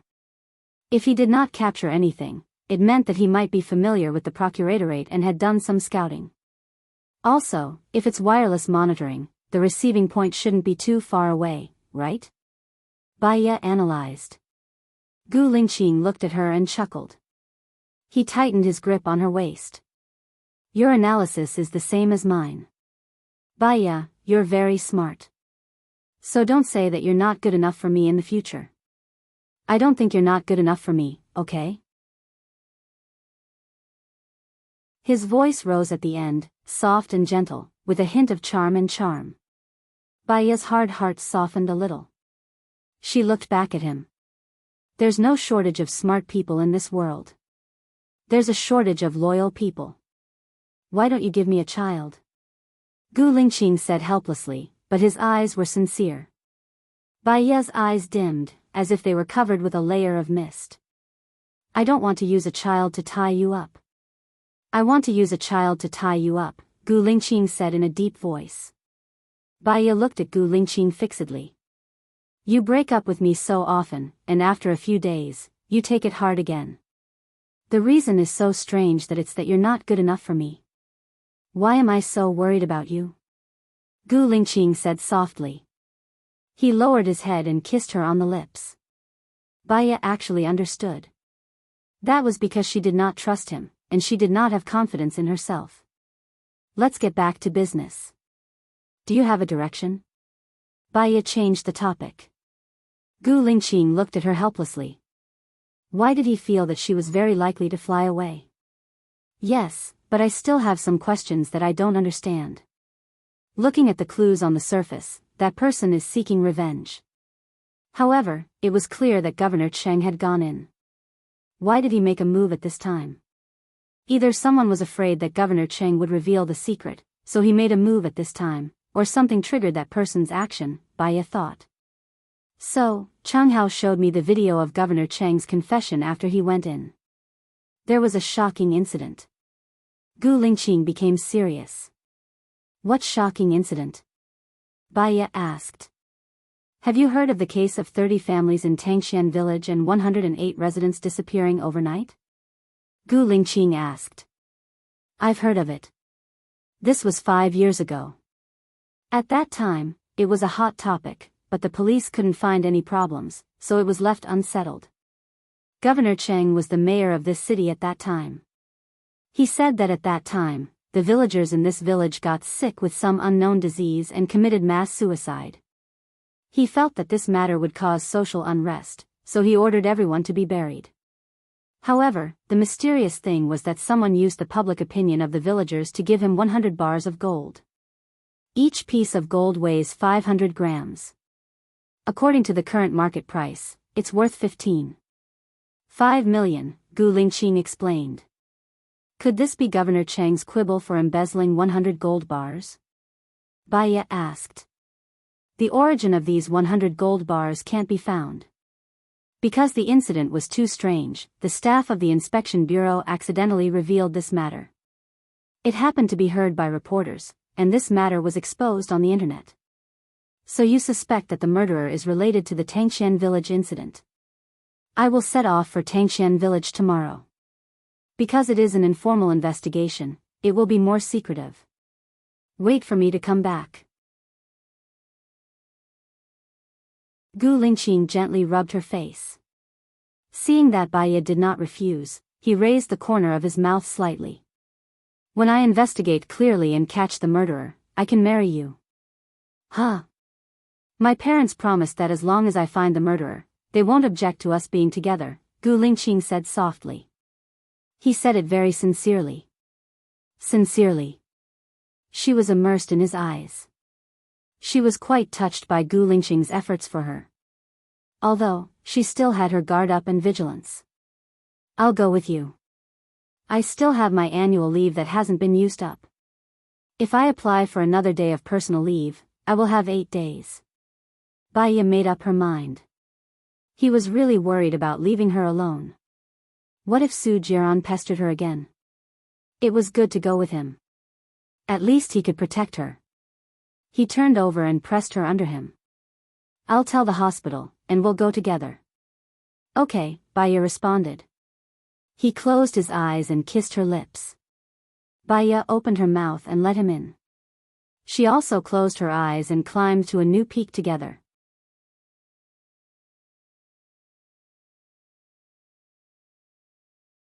Chapter 92. For safety's sake, Gu Lingqing drove there himself. Apart from her, he only brought an attendant named Shenji.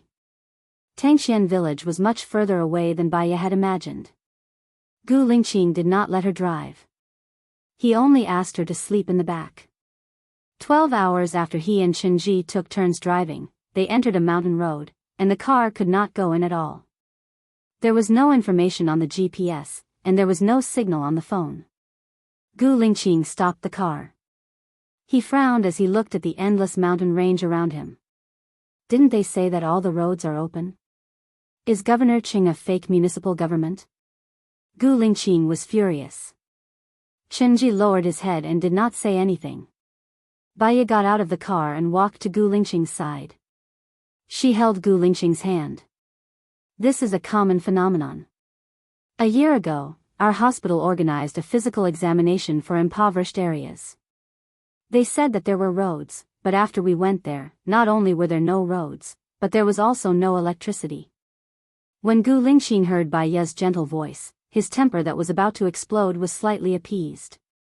He did not want to lose his temper in front of her. We're in the military. We can't control the civil affairs. We're humans, not gods. Baya smiled. Gu Lingqing's gaze softened. He ordered Shenji, Tangxian village belongs to Zhenghai town, right? Go to town and find a guide. We'll come back later. Yes. Shenji drove back to town. I have a suggestion. It's already late. Why don't we stay in town and ask the people in town? Maybe we'll find new clues. Baya said. Okay. They drove for half an hour back to town. Baya and Gu Lingqing asked for a room. They used fake IDs. Shenji stayed in the room alone. After they checked in, they ate at a small restaurant next to the hotel. The lady boss was very enthusiastic and smiled the whole time. Madam, I want to ask you about Tangxian village, Baya asked gently. As soon as the lady boss heard the 3 words Tangxian village, Her smile froze. She glanced outside and said in a low voice, "Miss, you're not from around here, right?" The 3 words Tangshan village can't be casually mentioned here. Why? Baiya didn't understand. 5 years ago, all 108 residents of Tangshan village disappeared overnight. Ever since then, the place has been haunted. Some people even saw ghosts wandering around at night. They were flying. "It's terrifying," said the lady boss. Gu Lingqing cast an indifferent glance at the lady boss. He did not believe in ghosts and gods at all. "Do you know why they disappeared?" Gu Lingqing asked in a low voice. "Rumor has it that he was eaten by a ghost. We don't dare to go there either." Shivering, the lady boss didn't want to say anything more, so she turned and went back into the kitchen. "Chenji," Gu Lingqing called. Chenji looked at Gu Lingqing and listened attentively. "Tomorrow, go to the town government and find out how many people there are in Tangshan village. Find out if anyone is studying or working outside," ordered Gu Lingqing. "All right. I think this matter is very suspicious. What do you think?" Gu Lingqing looked at Baiya. "It's impossible to believe in ghosts and gods. It's all psychological. I think there are still people in the village, so some people will see the so-called ghosts. I suggest that we don't get a tour guide this time. We'll look at the map and go there secretly," suggested Baiya. "Chenji, you don't have to go tomorrow. Go and check the population tonight. Take the map and don't alert anyone," ordered Gu Lingqing. "Yes." After dinner, Gu Lingqing and Baiya strolled around the area. They wanted to buy some fruits and ask around. The roads in Zhenghai town were very dilapidated. There were many places that were missing pieces, but no one repaired them. The people here closed early. Most of the shops were closed. The ones that were still open were the night stalls. There were no street lights on the roads in town, let alone in the countryside. Baiya saw a fruit shop across the road. It was probably stocking up. She walked over quickly and stepped into a hole. She paused for a moment. Gu Lingqing immediately hugged her waist and pulled her into his arms. He asked worriedly, "Did you sprain your ankle?" "No." "Gu Lingqing, when were the roads here repaired?" asked Baiya. "I'm not sure. I'll get someone to check. Ask the locals." Baiya pulled Gu Lingqing's hand away and went to the fruit stall. Gu Lingqing's eyes dimmed. He followed behind Baiya to the fruit stall. Baiya bought a lot of fruits from the stall owner. She asked casually, "Boss, when did you repair the road here?" "Roads?" "About 10 years ago," said the owner. 10 years ago, the roads were seriously damaged. If it wasn't shoddy construction, it should have been run over by heavy trucks for a long time, right? Baiya peeled an orange, ate a piece, broke it in half, and handed it to Gu Lingqing. She looked at Gu Lingqing strangely. Gu Lingqing frowned slightly.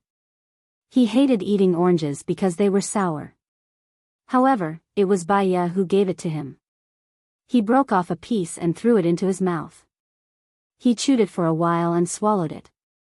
Although he only chewed it for a while, it was so sour that his stomach hurt. He stopped eating and held the half of the orange in his palm. Baiya looked at him again. The corners of her lips curled up slightly. He had an urge to kiss her. She gave him the sour orange on purpose. Gu Lingqing's Adam's apple bobbed, but he held it in. The owner explained, "There's a cement factory in the town next to ours. They occasionally pass through here. Oh, by the way, I heard that the weird Tangshan village is in your town?" Baiya said. The owner's expression darkened. "That place is haunted. People disappear for no reason. It's very scary. There's been a lot of news recently. It said that the residents committed suicide because they got sick. It also said that the previous mayor buried them, and someone gave him tens of millions of gold," Baiya said with a smile. "Forget it. That's nonsense. We don't believe it. Let me tell you, the officials said that all 108 residents committed suicide, and the place was sealed. In fact, the owner looked to the right, then to the left, and said, "I have a friend from Tangshan village. He didn't die at all. He's alive and well." Bai Ye and Gu Lingqing looked at each other. "Can you tell me your friend's current address?" Bai Ye asked. The owner looked at Bai Ye and Gu Lingqing defensively. "I don't think that's a good idea." Gu Lingqing took out 1,000 yuan from his wallet and handed it to the owner. The owner happily gave his friend's address. Bai Ye, at night. Lying on the bed, neither Bai Ye nor Gu Lingqing fell asleep. She was thinking about the whole case, tossing and turning. Suddenly, Gu Lingqing covered her body. "What's wrong?" Bai Ye asked hoarsely. "Do something." Gu Lingqing kissed her lips. "Condom." Bai Ye went to the small box on the bedside table.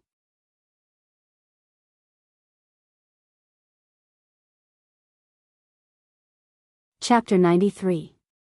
I won't do it inside. Don't take the medicine, it's bad for your body.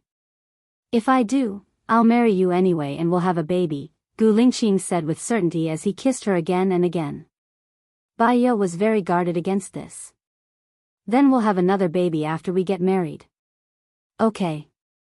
Gu Lingqing could see her stubbornness. For the sake of her health, he took the condom from the bedside table.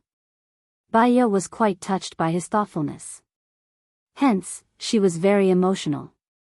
She wrapped her arms around his strong waist and pulled him to her side. Gu Lingqing wasn't a person who only cared about his own enjoyment. He locked his eyes on her expression, observing every minute change. In the end, he kissed her lips, warming her to the point that she almost drowned in his tenderness, early in the morning. They were all up and eating breakfast at the restaurant next door. "Chief, I stole the information from Tangshan village yesterday. There are indeed 108 people in Tangshan village," Chenji reported. "Either the 108 people who died were false reports, or there are people who aren't from Tangshan village. We already know that there are still people alive in Tangshan village. After breakfast, we'll set off for Tangshan village. Let's observe the situation first," Gu Lingqing said. They set off after breakfast. They drove to a place where cars couldn't enter and walked. Chenji and Gu Lingqing each carried a big backpack. Bai Ye carried hers. Coincidentally, she was wearing running shoes, so she walked with them. After a while, there was no road ahead. A mountain blocked their way. Gu Lingqing looked at the map again. "What's wrong?" Bai Ye asked worriedly. Gu Lingqing frowned. "This mountain isn't on the map. If the town government can even fake a map, then there's really nothing that can't be faked," Bai Ye said helplessly. "Let's go over this mountain first." Gu Lingqing turned around and looked at Bai Ye. "Xiaoya, go to the car with Chenji first. I'll go look for him alone. Don't worry about me. I'm from Backpacker Network and I often participate in mountaineering activities. Although I'm not as good as you guys, I'll be fine." Bai Ye wanted to fight alongside him. "Alright, let's go together." The mountain was taller than they had imagined. After climbing over one mountain, there was actually another one. After climbing 3 mountains in one go, they finally saw the small mountain village at the top of the mountain. "That village is Tangshan village?" Bai Ye looked at the mountain village not far away. "I don't know. This village is not on the map. Let's go and take a look," Gu Lingqing said in a deep voice. The 3 of them came down from the mountain.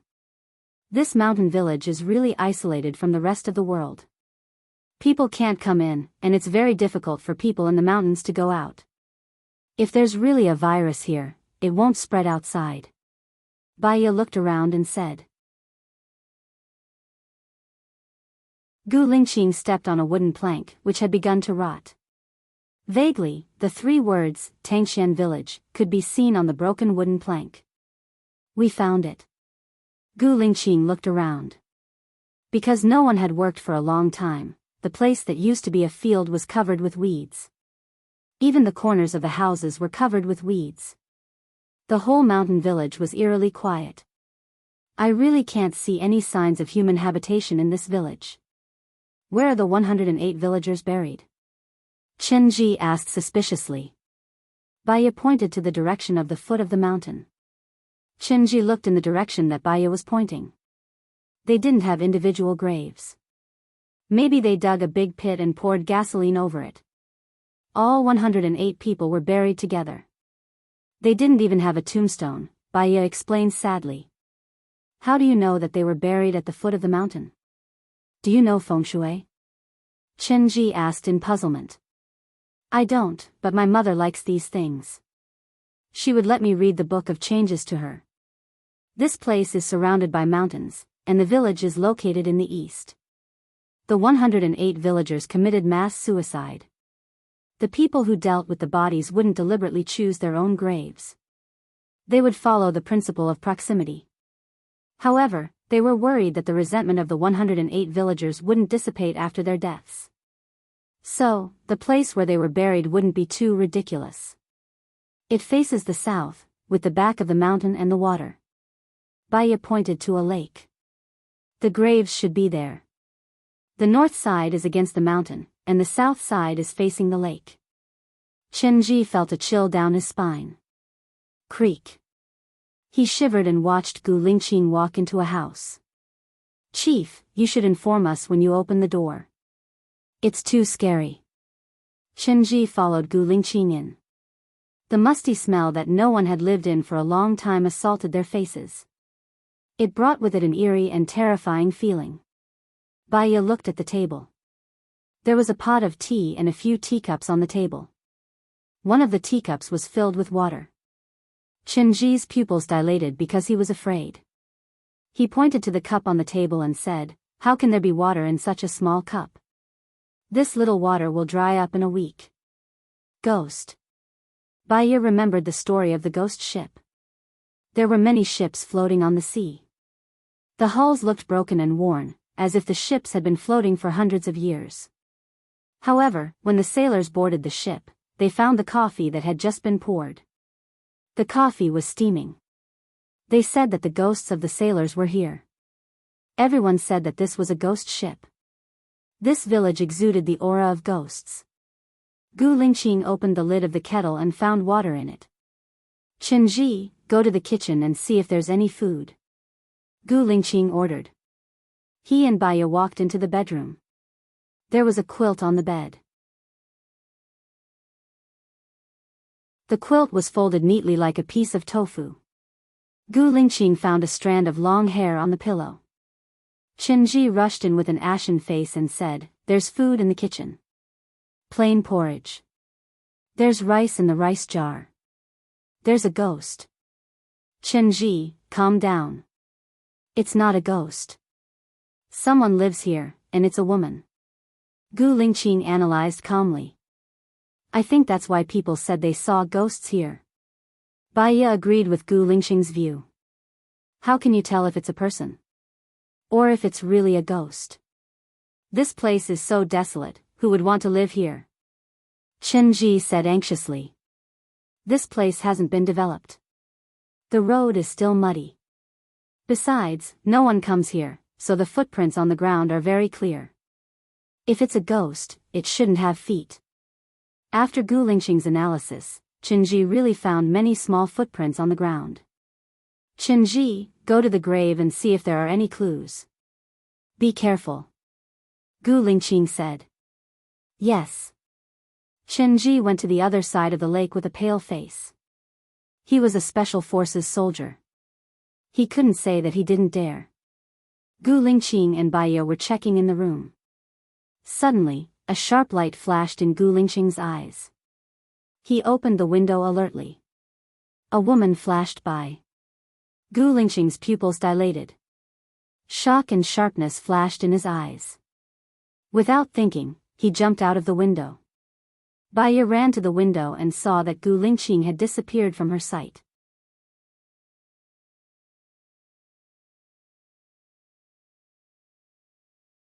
Chapter 94. Baya didn't want to be a burden. They were not there, so she searched the room alone. There was no problem in the room. She went back to the bedroom. She looked around. She squatted down and looked under the bed. It was dark under the bed. She couldn't see anything clearly. She used the flashlight to look under the bed. She found that there was a floor under the bed. She knocked on the floor, making a hollow sound. Baya's heart flashed with excitement. There was a tunnel. Maybe there was something new. She opened the floor and found a staircase leading down. She didn't dare to go down. She was worried that there was something down there that could hurt people. She wanted to wait for Gu Lingqing and the others to come back before going in. She waited and waited. After waiting for more than 10 minutes, a figure jumped in. Baya saw a strange woman. The woman frowned.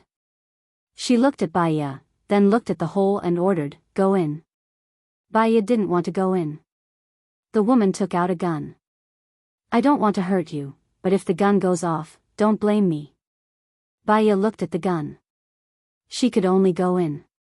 The woman grabbed Baya's phone and put it in her pocket. She tied Baya to a wooden pillar and sealed Baya's mouth with a rubber band. She started to pack her things. Baya saw that she stuffed hundreds of thousands in cash, a few guns, and some simple clothes in her backpack. She carried the backpack on her back and looked at Baya. "From your clothes, eyes, and personality, you are not a soldier," the woman judged. Baya looked at her and didn't say anything. The woman raised the corner of her mouth. "I came here 4 years ago and met Tang Xiaojiu. Tang Xiaojiu is the son of the village chief and the only survivor of Tangqian village. It was a coincidence that on the day of the accident, a little girl from another village came to visit her grandfather. So, the people who murdered them didn't know that there was a survivor in Tangqian village." "Murder?" Baya was shocked and frowned. But because her mouth was taped shut, she couldn't speak. "Don't worry, I'll tell you everything I know. The people in this village are very simple. One day, they dug up a chest with thousands of gold bars in it." "Over 1,000? She heard Gu Lingqing say 100 sticks. It was revealed on the internet that Governor Cheng has 100 of them at home. In fact, that's not all he took. He probably gave some away, but he doesn't have more than 200 of them," the woman continued. Baya stared at the woman in disbelief. The woman smiled as if she had seen through him. "You must want to know where the other gold bars went, right?" Baya nodded. "I don't know either. Tang Xiaojiu's father went to find Governor Cheng, who was the mayor back then. Governor Cheng must have brought some people with him. I can tell you clearly that this kind of massacre is definitely not something that Governor Cheng can do." In other words, Governor Cheng was not the only one involved in the massacre of the village. According to the golden ratio, there were at least 5 of them. Moreover, there must be officials who were more powerful than Governor Cheng at that time. By the way, there was also a treasure map with the gold. It was said that the gold was just a drop in the bucket. Baya was even more shocked. But thinking about it, it was also possible. Tangqian village was surrounded by mountains, so news was blocked. Governor Cheng had evil intentions when he saw the money. After all, it was just a drop in the bucket and there were already hundreds of millions of yuan. How big was the treasure? Originally, little Jiu knew nothing about the massacre of the village. When Governor Cheng's matter was exposed, he knew that Governor Cheng was one of the murderers. The woman was a little hurt and sighed. Baya saw pity in the woman's eyes. She didn't think that a person who would pity others would be that bad. "Well, Gu Lingqing is chasing me now. I can't waste any more time. When Gu Lingqing finds you, remember to tell Gu Lingqing that I am wronged. I will definitely find evidence to prove my innocence and ask him to let me go first," the woman said and went out of the cellar. She closed the wooden plank, and the surroundings were plunged into complete darkness where one could not even see their own fingers. Baya tried to make a sound. She believed that Gu Lingqing would definitely be able to find her. As soon as the woman climbed out of the cellar, she ran into Gu Lingqing, who was coming in from the door. "Xia He, go back with me," Gu Lingqing said sternly. Xia He raised a smile and said sarcastically, "If I go back with you, I will definitely be dead. With your current identity and status, you can just charge me with treason and I will be completely destroyed. Everyone should be responsible for their own mistakes. I am no exception, and you are no exception," Gu Lingqing said coldly. He was very mean and ruthless. "You won't believe me no matter what I say, right?" Xia He clenched her teeth tightly, and some anger appeared in her sharp eyes. "I only believe what I see with my eyes and hear with my ears," Gu Lingqing said resolutely. "Really?" Xia He sneered, and a trace of malice flashed across her long and narrow eyes. "Gu Lingqing, let me ask you, do you only like Hai Lan and not me?" "Yes, I have never given you hope," Gu Lingqing said firmly. "You told me before that you won't like anyone else except Hai Lan. Is that true?"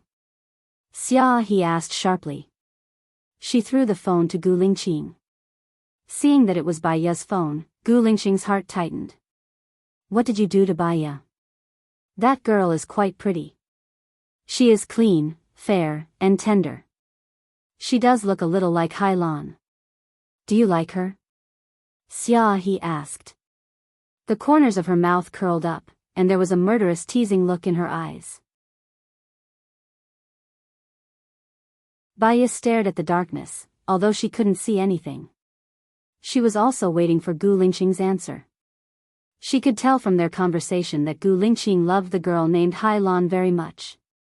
Gu Lingqing was 5 years older than her. He seemed to be 26 or 27 this year. It was normal for him to fall in love and like a girl at this age. Just like her, she used to love Su Jiran with all her heart. However, she didn't love him anymore. It was not that Gu Lingqing didn't love her, but that girl was already dead. She didn't care about that.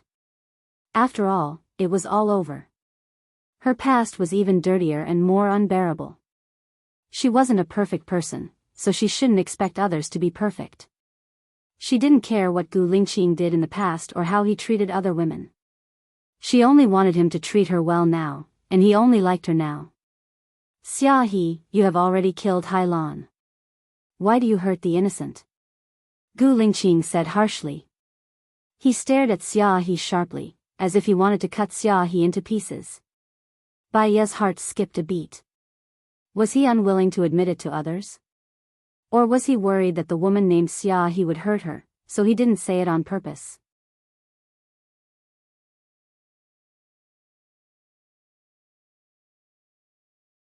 Chapter 95. In your heart, I've already caused Halen's death. You won't let me go. You can't wait to kill me a few hundred times. What does it matter if I kill one more person? Xia He laughed. Gu Lingqing's eyes were filled with murderous intent. He dashed towards Xia He. Xia He took out his gun and pointed it at Gu Lingqing's head. "Hurry up and find that girl. If you can't find her in half an hour, she'll definitely die. If you dare to hurt her, I won't let you go no matter where you go," Gu Lingqing said hatefully. "Heh, Gu Lingqing, you'll regret this." Xia He felt sad. He pushed the window open and jumped out. Gu Lingqing was furious. He smashed his phone on the floor. He shouldn't have left Bai Ya and put her in danger. Bai Ya, Gu Lingqing shouted. Bai Ya lowered his eyes. He leaned against the pillar and kicked the table.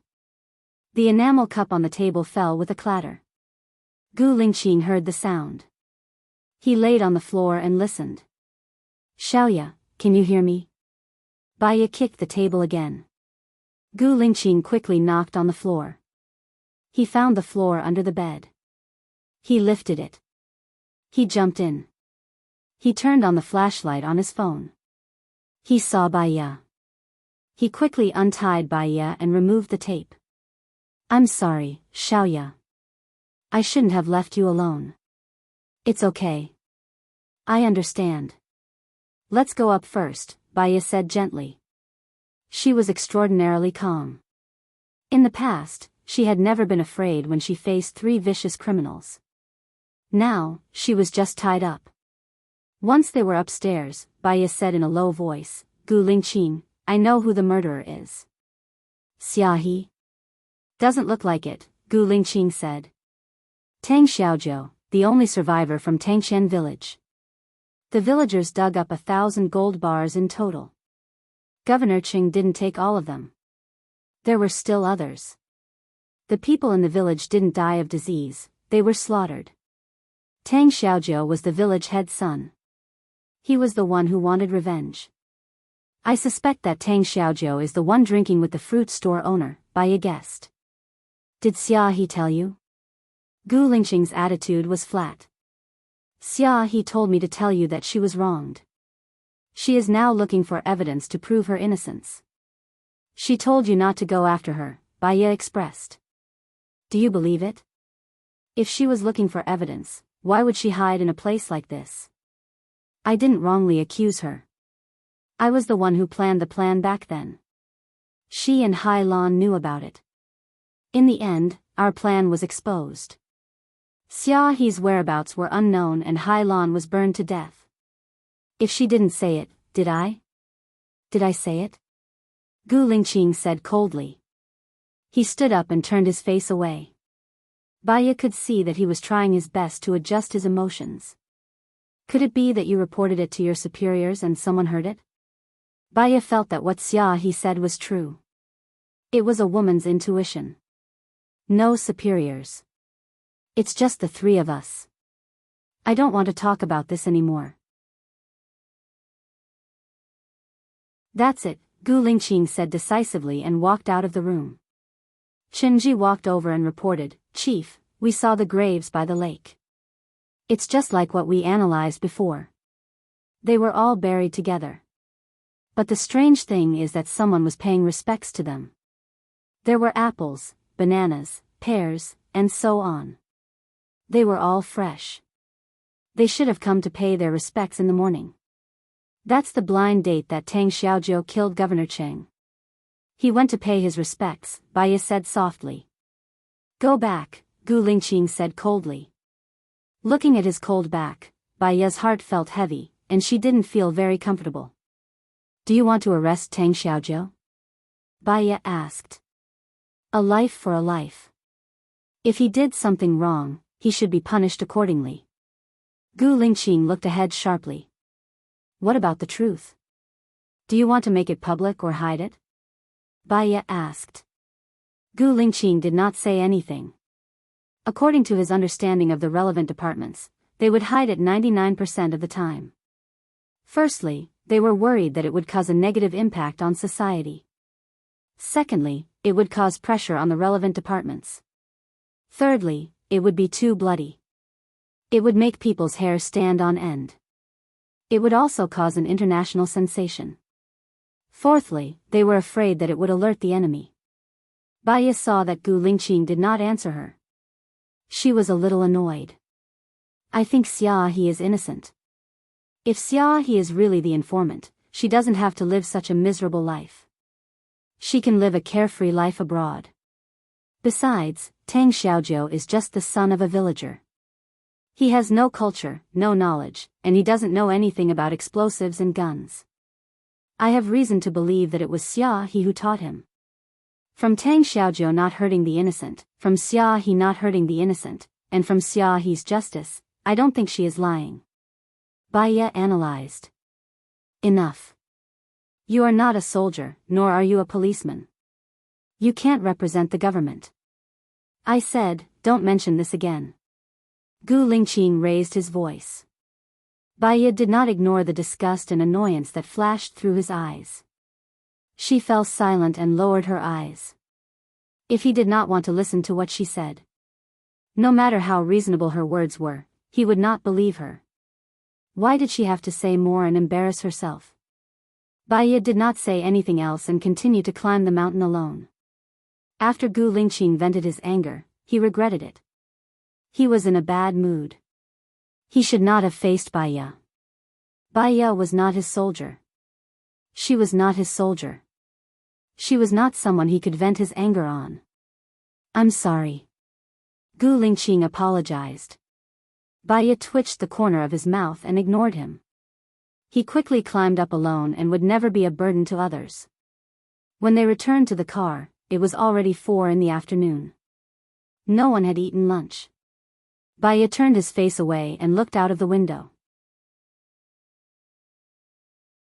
Gu Lingqing looked at Baya and frowned. I didn't mean to get angry at you. I didn't expect to meet Xia He here. I can't control my temper. I'll be more careful in the future. Baya did not say anything. He closed his eyes and pretended to sleep. What was love? Was it caring for the other party, admiring the other party, listening to the other party, caring for the other party, not wanting to be separated, and wanting to be together every day? Or was it because he lacked a wife or husband in his life and needed to carry on the family line? If it was the former, no matter what she said, Gu Lingqing would listen patiently. If it was the latter, no matter what she said, the other party would be irritated, repelled, and disgusted. If she did not want to continue, was it still love? Or, she just did not love him enough? That was right. She could not love him wholeheartedly for a month. Her heart was extremely sensitive and fragile, but it was also firm and invincible. She had always been a passive person. She was not simple. In the corruption of society, she was scheming, shrewd, and selfish. If the other party was good to her, she would treat him twice as well. She did not care about right or wrong, did not care about giving, and tried her best to return the favor. If the other party was not good to her, she would open up her heart bit by bit. Gu Lingqing held her forehead and placed it on his shoulder. Baya did not want to have intimate behavior after a quarrel. At least, she needed time to be alone. She opened her eyes and lay on the chair in front of her. Her forehead was on her arm.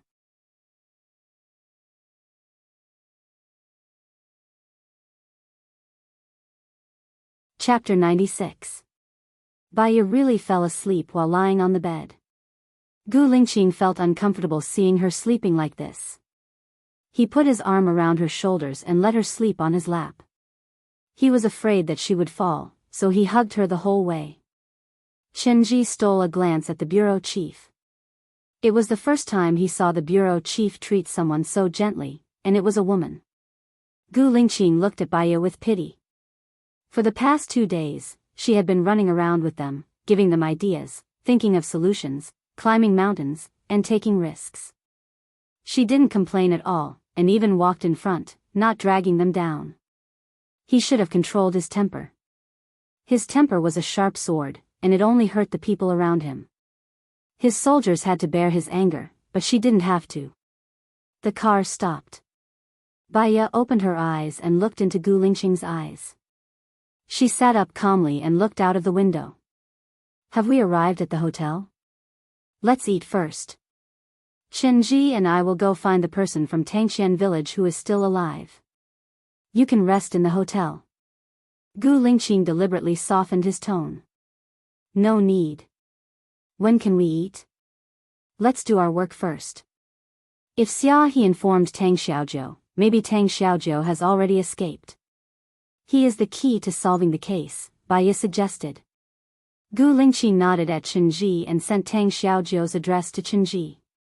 Baya's hair was a little messy. She let go of her hair and combed it with her hand. Gu Lingqing looked at her. She didn't even look Gu Lingqing in the eye.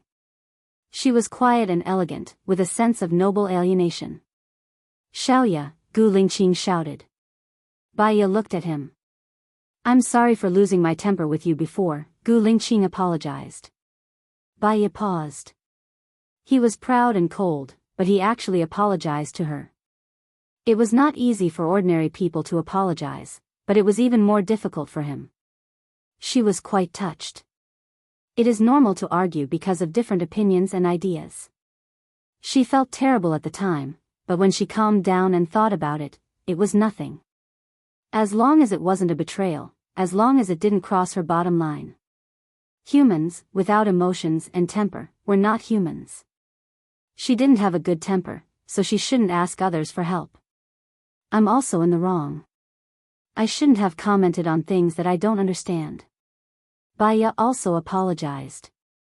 Back then, I brought 8 Special Forces soldiers to infiltrate the enemy's rear to rescue a politician.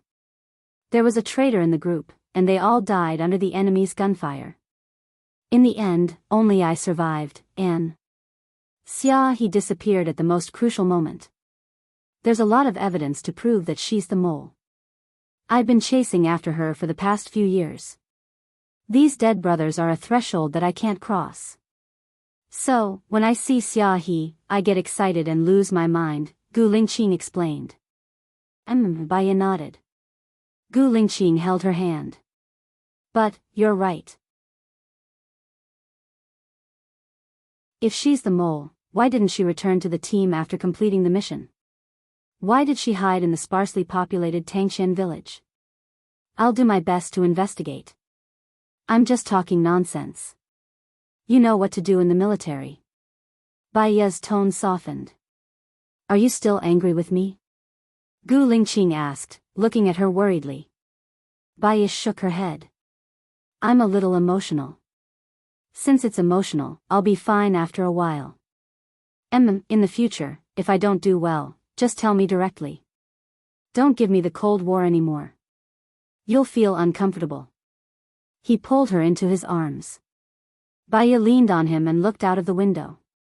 Soon, they arrived at Tang Xiaojiu's accommodation. He rented a 2-story building. Gu Lingqing glanced around and said to Baya, "You wait in the car." "Okay," Baya said. She watched as Chen Ji slammed open the door and pointed his gun at Tang Xiaojiu. When Tang Xiaojiu saw him, he was on guard. He jumped over the wall and ran. Gu Lingqing rushed over. When Tang Xiaojiu saw that he couldn't escape, he immediately held the knife to his neck. "Don't come any closer. If you come any closer, I'll die in front of you." "You killed Governor Cheng, didn't you?" Gu Lingqing asked fiercely. "I don't know what you're talking about. I didn't kill anyone." "Don't come closer," Tang Xiaojiu said defensively. "If you didn't kill anyone, why are you running?"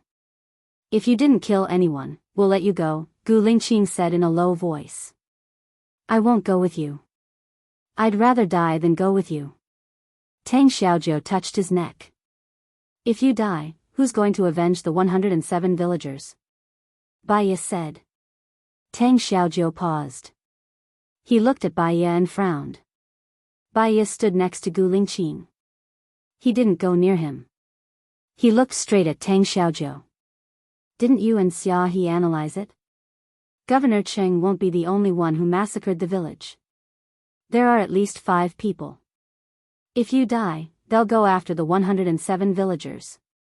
Then, the murderer will get away with it. I killed Governor Cheng. If I get caught, you won't let me go. I won't be able to avenge him," Tang Xiaojiu said emotionally. His eyes were red. "Who said you won't be able to avenge him? Your strength is as light as an ant. If you hand it over to the police and the country, your strength will be as solid as a rock, right?" Baya tried to persuade him. "Those people are all high-ranking officials. Governor Cheng is just a small fry. You can see how powerful they are. Will it be useful to hand it over to the police?" Tang Xiaojiu didn't believe it. "It will be useful. I'm Gu Lingqing from the special military. My military rank is Major General. If the police don't investigate for you, my people will investigate for you," Gu Lingqing promised. Tang Xiaojiu looked at Gu Lingqing in disbelief. Then, he looked at Baya in disbelief. "You're soldiers, not policemen. Why do you want to arrest me? Why should I believe you?" Tang Xiaojiu was even more uneasy. "Did you participate in the massacre? If we participated in the massacre, you'd be dead now. You wouldn't be here talking to us," Gu Lingqing said coldly. "Then why are you looking for me?" Tang Xiaojiu roared. "Because they suspect that I killed Governor Cheng." "I'm looking for you to prove my innocence," Gu Lingqing said coldly. "Your innocence has been proven. What about my hatred? If I go with you, I won't have a chance to take revenge." Tang Xiaojiu was very uneasy. "You did something wrong, so you should be punished by the law. Those people did something wrong, so they should also be punished by the law. I promise you, I won't let those people get away with it." I'll hire a lawyer.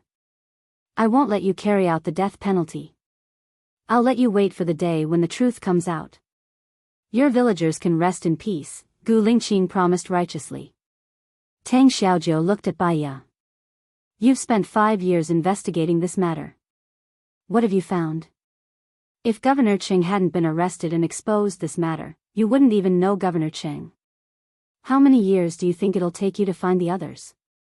Bai Ye asked rationally. Can you really help me investigate those people who massacred the village? Tang Xiaojiu's attitude softened. I promise in my name. Gu Lingqing looked at Tang Xiaojiu coldly.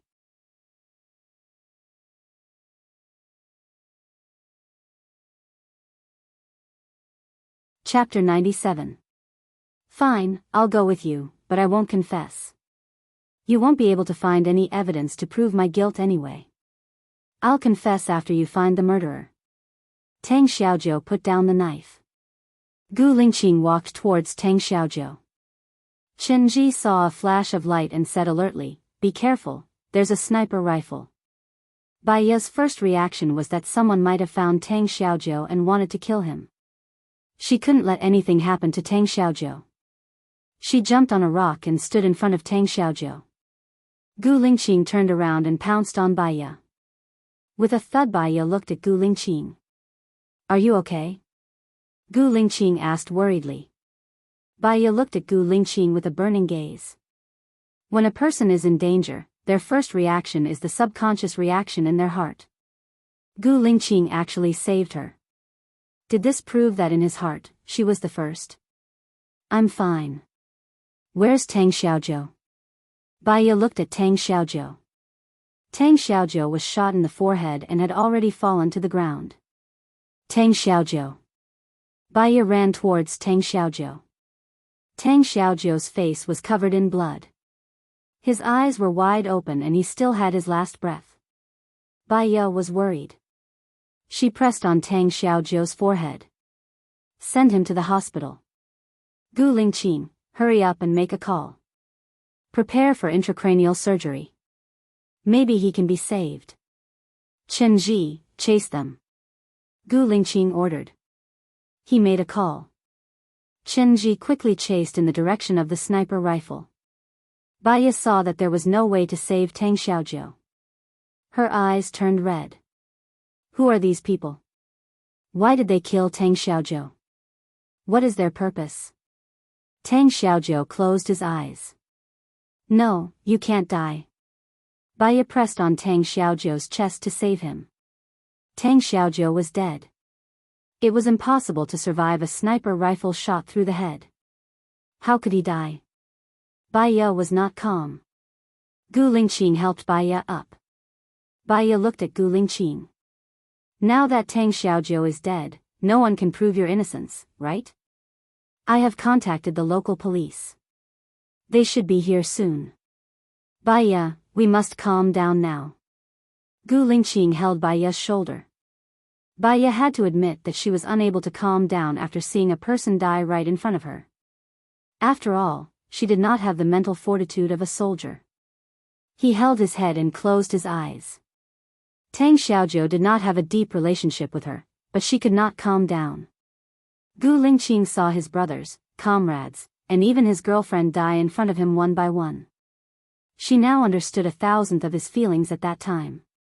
She could not panic. She had to calm down. She had to be rational. She could not be a burden. Bai Ye opened her eyes and forced herself to calm down. She looked at Gu Lingqing. What should I do now? The police will be here soon. They will ask us to take a statement. The less you know, the safer you will be. Don't talk about the gold mine and the treasure. We don't want to alert the enemy. Is that okay? Gu Lingqing said calmly. The more chaotic the situation was, the calmer he had to be. Bai Ye understood and nodded. When they come later, we'll say that we suspect that he has something to do with Governor Cheng's death, but before we could ask why, he was killed by a sniper. As for the others, we'll leave them to the police. We'll investigate in secret. With my identity, they won't dare to speculate. As for the news media, I will ask them to suppress it and think about it further, Gu Lingqing said. Okay, Baiya replied. Her hands were still trembling. Gu Lingqing looked at the blood on her hands. He used the mineral water in the car to clean up the blood on Baiya's hands. Her hands became colder and colder. Gu Lingqing held her hands and wrapped them in his big palms. His palms were very warm. Baiya's eyes flickered as she looked at Gu Lingqing. He smiled. Leave everything to me. I can solve any problem. Don't worry. Baiya was actually worried.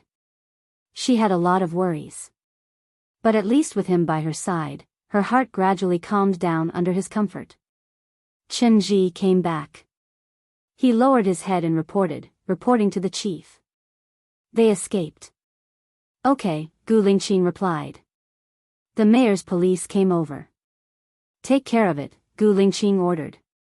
He held Baiya's hand and entered the car. Don't we need to go out? Baiya asked Gu Lingqing. Let Chenji handle it first. What I told you just now will only be used when they have no other choice. Under normal circumstances, they won't dare to ask me. Chenji knows what to do. Gu Lingqing looked straight ahead. Just as Gu Lingqing predicted, those people didn't dare to knock on the car door at all. They put Tang Xiaojiu's body in the car and left first. Chenji opened the door of the driver's seat. He got in the car and reported, they brought the body back to freeze it. They won't move it for the time being. They will listen to our instructions. Okay, let's go back first, Gu Lingqing ordered. They got into the car. Gu Lingqing called Gu Tianheng. I have something to tell you. The murderer has been found. His name is Tang Xiaojiu. However, he was killed by a sniper rifle 10 minutes ago. We don't know who fired the shot. What happened? Why is there a sniper rifle involved? Gu Tianheng asked anxiously. I don't know. I don't think it's as simple as I thought. We still don't know who killed the murderer. What's certain is that my whereabouts have been exposed. Someone is watching me, Gu Lingqing said in a deep voice. The murderer who killed Governor Cheng is now dead. There's no evidence. Su Zheng must think that you killed Governor Cheng. No, you must marry Xiao Ling and suppress this matter. Otherwise, you will have a falling out and it will get out of hand, Gu Tianheng said angrily. I stand straight and act righteously. I'm not afraid of being criticized by others, Gu Lingqing refused. But I didn't act righteously and your mother didn't act righteously either. I did call Governor Cheng and he did sell the land to our Gu Corporation. Now, Su Zheng has Governor Cheng's statement, Gu Tianheng said worriedly. That could also be Governor Cheng's framing. We didn't find any recording evidence on Governor Cheng's side. Moreover, the land wasn't seized by force. It was bought according to the normal market price. That's all. I have to hang up. I have to drive later, Gu Lingqing said resolutely. Your mother and I promised you that if you found the murderer, we would only agree to you marrying Baiya. Now that the murderer is dead, we won't agree to you marrying Baiya, Gu Tianheng said domineeringly. I don't need your consent to marry Baiya. You can choose not to accept it, but it won't affect my decision. Gu Lingqing hung up the phone. Baiya looked at him. In order to be with her, he was so determined to tell his parents. She was quite touched. With a husband like this, what more could she ask for?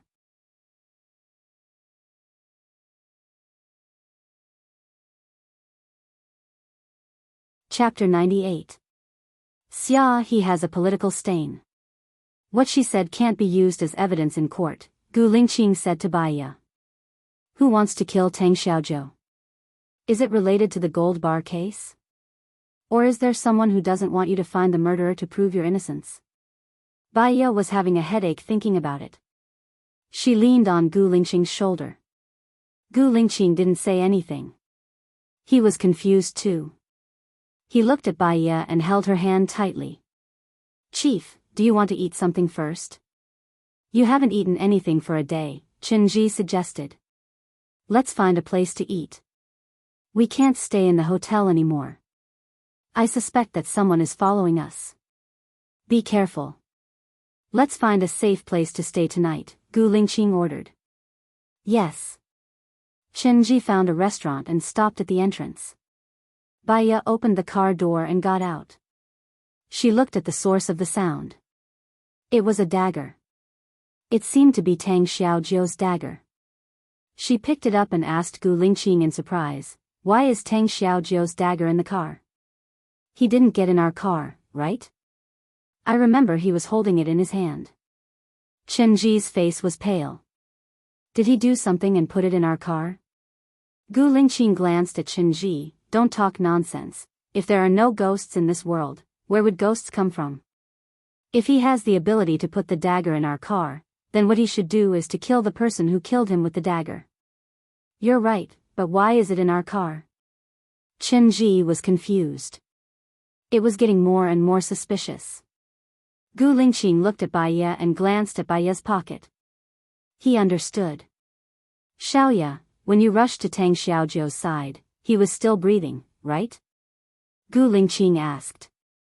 I'm sure, but it didn't last long, Baya said sadly. He used all his will to put the dagger in your pocket. At that time, you were too emotional and didn't feel it. When you got in the car, because your pocket was shallow, the dagger slipped out of your pocket. When you got out of the car, it fell on the ground. Gu Lingqing analyzed. After Gu Lingqing's analysis, Chinji was enlightened. I think this explanation is reasonable.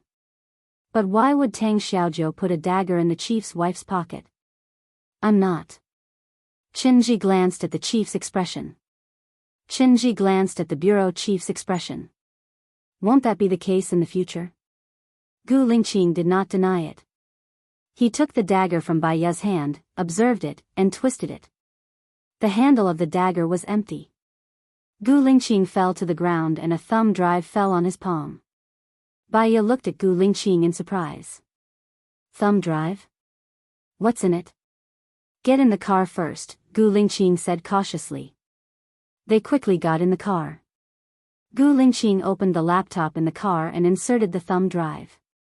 There were 2 video recordings in it. He opened a video called My Village. This is my village chief, Tangqian Village. Tang Xiaojiu recorded himself and pointed it at the big tombstone. His voice was choked with sobs. My family, relatives, friends, lovers, and children are all buried here. Little Tang Jiu sat next to the tombstone and recorded himself. His eyes were red as he said, I feel that I might also be killed, so I want to leave some evidence behind, so that I won't die like these villagers, without knowing why. 5 years ago, our village accidentally dug a hole. There were 10 iron boxes in the hole. When I opened them, they were filled with gold bars. I counted 1,000 bars and a treasure map. My father said that we should hand these over to the country. I didn't agree. The country didn't open a road for us, nor did they give us electricity. These gold bars were enough for us to open a road and electricity. My father didn't agree. I was angry, so I ran out alone. I don't know who my father found, but I'm sure that my father found demons. Those demons killed 107 villagers and an innocent villager's relative. They did it for the gold bars and the treasure map. But Heaven's Net has a long way to go. What they didn't expect was that I stole the treasure map from my father and made a copy of it. Unfortunately, I can't understand the treasure map. I wonder if those people can understand it. Tang Xiaojiu wiped his tears and patted the tombstone. He placed the copy of the map on the ground and recorded it all with a video. Then, he burned the map in front of the big tombstone. I hope that one day, if someone sees this video, they can find the murderer through the treasure map and avenge us. He will be able to find the murderer through the treasure map and avenge us. Little Tang Jiu recorded until this point. Gu Lingqing made a copy of the video and saved it in the cloud disk. For safety reasons, he also sent a copy to his email. He opened another video. The video said that the name of the murderer was Qing Bin. Cheng Bin was the name of Governor Cheng. Gu Lingqing opened it. Today is the day that I'm going to kill Cheng Bin. This corrupt official took bribes and perverted the law. He killed 107 villagers in my village. Look, this is my surveillance screen. Awesome, right? Tang Xiaojiu narrated. He pointed the camera at the screen. On the screen, the scene of the inspection yard could be seen. I modified the gun so that the muzzle can help monitor. As long as Cheng Bin appears, with a bang, he's dead. By the way, I also sent a remote-controlled smoke grenade, Tang Xiaojiu said with a smile. He placed the video recorder on the side. In the video, he could see Tang Xiaojiu and the TV screen. Tang Xiaojiu made a bowl of instant noodles. When he was halfway through eating, he saw that Cheng Bin had come out. He immediately put down the bowl and remotely detonated the smoke grenade. However, the image of Cheng Bin on the screen was very clear. He adjusted the direction and clicked the mouse. With a bang, he killed Cheng Bin. He also fired 3 more shots. After killing Cheng Bin, Tang Xiaojiu picked up the video recorder, pointed it at himself, and said with a smile, "I've killed the first one. Wait for me, I'll kill the rest one by one." The video ended here. Gu Lingqing looked at Baiya. "It seems that even God wants me to marry you. Can this video prove your innocence?" Baiya was still a little worried. He was afraid that it would only exist in his dreams. This video should be enough to prove it. I think the address in the video is not here. It should be near the prosecutor's office. When I go back, I'll go to the police station or the prosecutor's office to investigate. I should be able to find the house he rented, the equipment in the house, and the DNA can prove that Tang Xiaojiu did it. Gu Lingqing explained patiently. Baiya breathed a sigh of relief. It was good to be able to prove his innocence. They did not come all the way here in vain. Gu Lingqing held Baiya's hand tightly.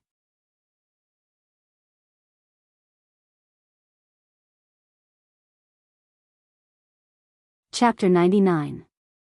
Because of the urgency of the situation, Gu Lingqing and Qinji rushed back overnight. Baiya wanted to drive for them, but Gu Lingqing refused. It was 6:30 in the morning when they arrived at a group. Lu Shuang only got up when Baiya arrived home. She smiled when she saw Baiya. "You've made up with Gu Lingqing?" "Yes, I'll make breakfast for you." Baiya walked toward the kitchen.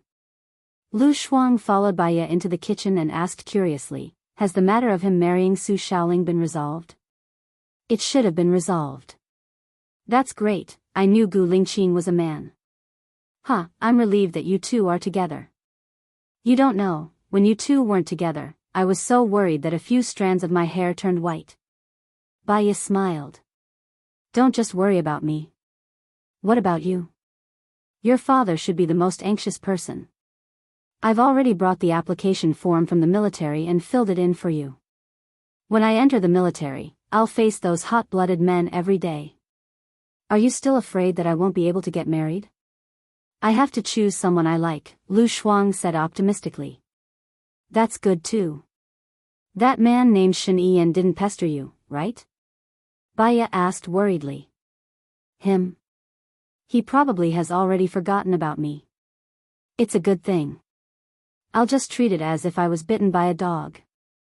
Sister, you go ahead and make breakfast. I'll put on a facial mask while it's still early." Lu Shuang went out happily. Baiya took the opportunity to wash up while she was cooking porridge.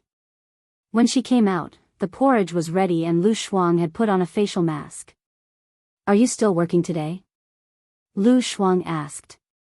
"I rushed to the hospital last night. Although I'm not allowed to drive, I didn't sleep well. I'm afraid that something might go wrong during the surgery, so I won't be going today." "It's fine even if you don't go. My father had the foresight to transfer 2 obstetricians over on Monday, probably to replace you and me. I'm full. I'll have to trouble you to wash the dishes, my dear." Lu Shuang walked out of the door. Baiya washed the dishes, cleaned the house, and lay on the bed to rest. He didn't know how Gu Lingqing was doing. It should be going well. Dong, dong, dong. Someone knocked on the door. Baya walked to the door suspiciously and looked through the peephole. It was Gu Lingqing's mother, Song Shiyu. She had met him at Su Xiaoling's house, so they knew each other. Song Shiyu knocked on the door again, as if she was sure that she would be inside.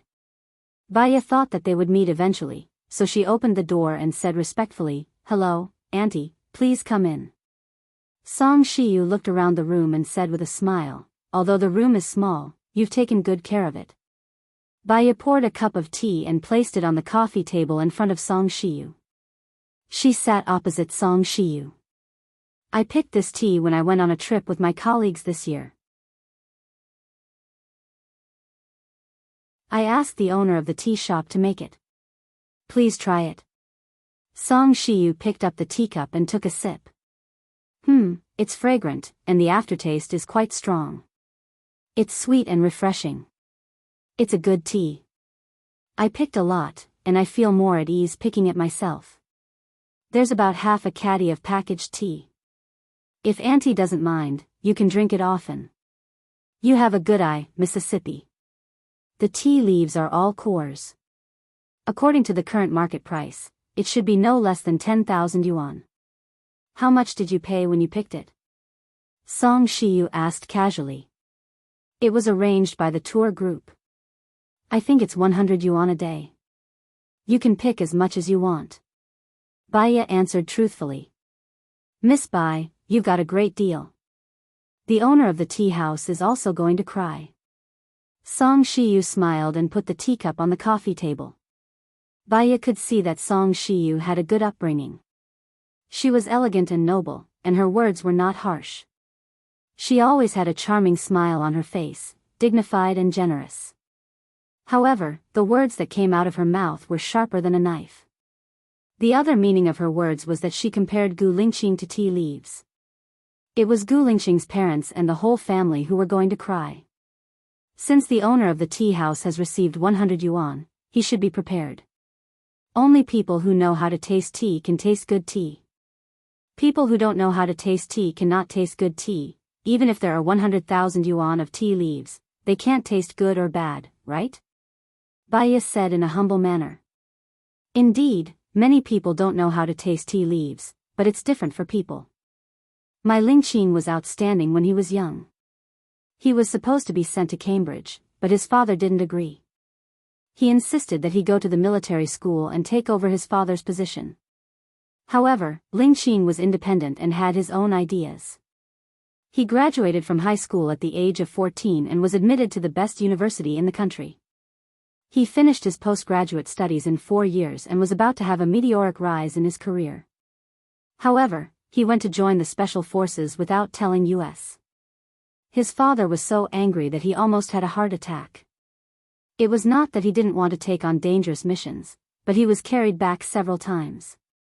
He was rebellious, unruly, disobedient, arrogant, conceited, and thought that his fate was in his own hands.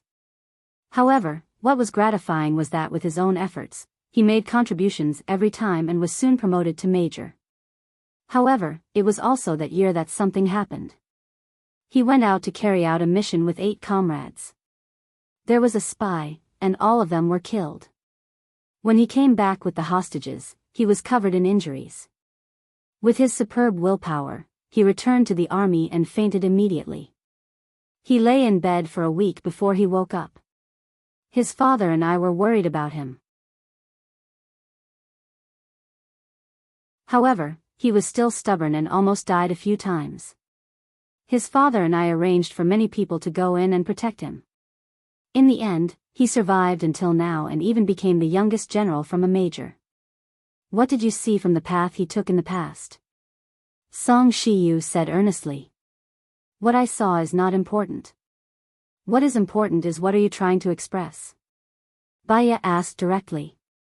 Our Lingqing is strong-willed and rebellious. It wasn't easy for him to get to where he is now. He relied on himself and not his family. He is a person who wants to do well, and he is very proud, strong, and domineering. However, in our eyes, he is still a child. As parents, our hearts ache the most when our child is suffering outside. We can't wait to give him the best in the world, but we are still worried that it is not enough. Baya, I know that you are actually a reasonable person. I can see it from the way you talk, the way you speak, the look in your eyes, and your habits. I like your temperament very much. However, to be honest, you can't help Lingqing. Perhaps, you are the biggest stumbling block in his life. Song Shiyu took out a check from her bag. The check was written for 8 million. She put the check in front of Baya. This is my compensation to you. I hope it can reduce some of the pain in your heart, Song Shiyu said with a smile.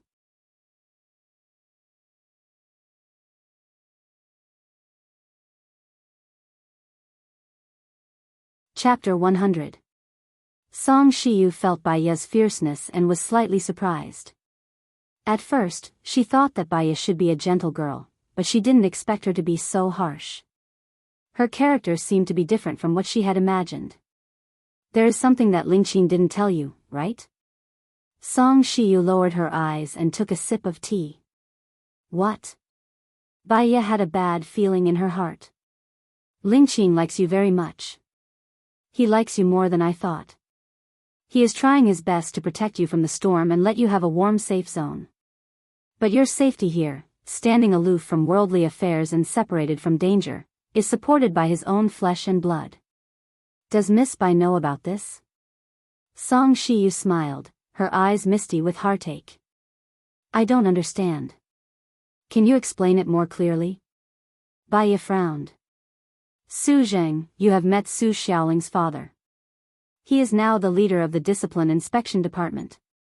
He now has some information about Lingqing's father. Lingqing's father and I promised Lingqing that as long as he found the murderer who killed Governor Cheng, he would agree to let him marry you.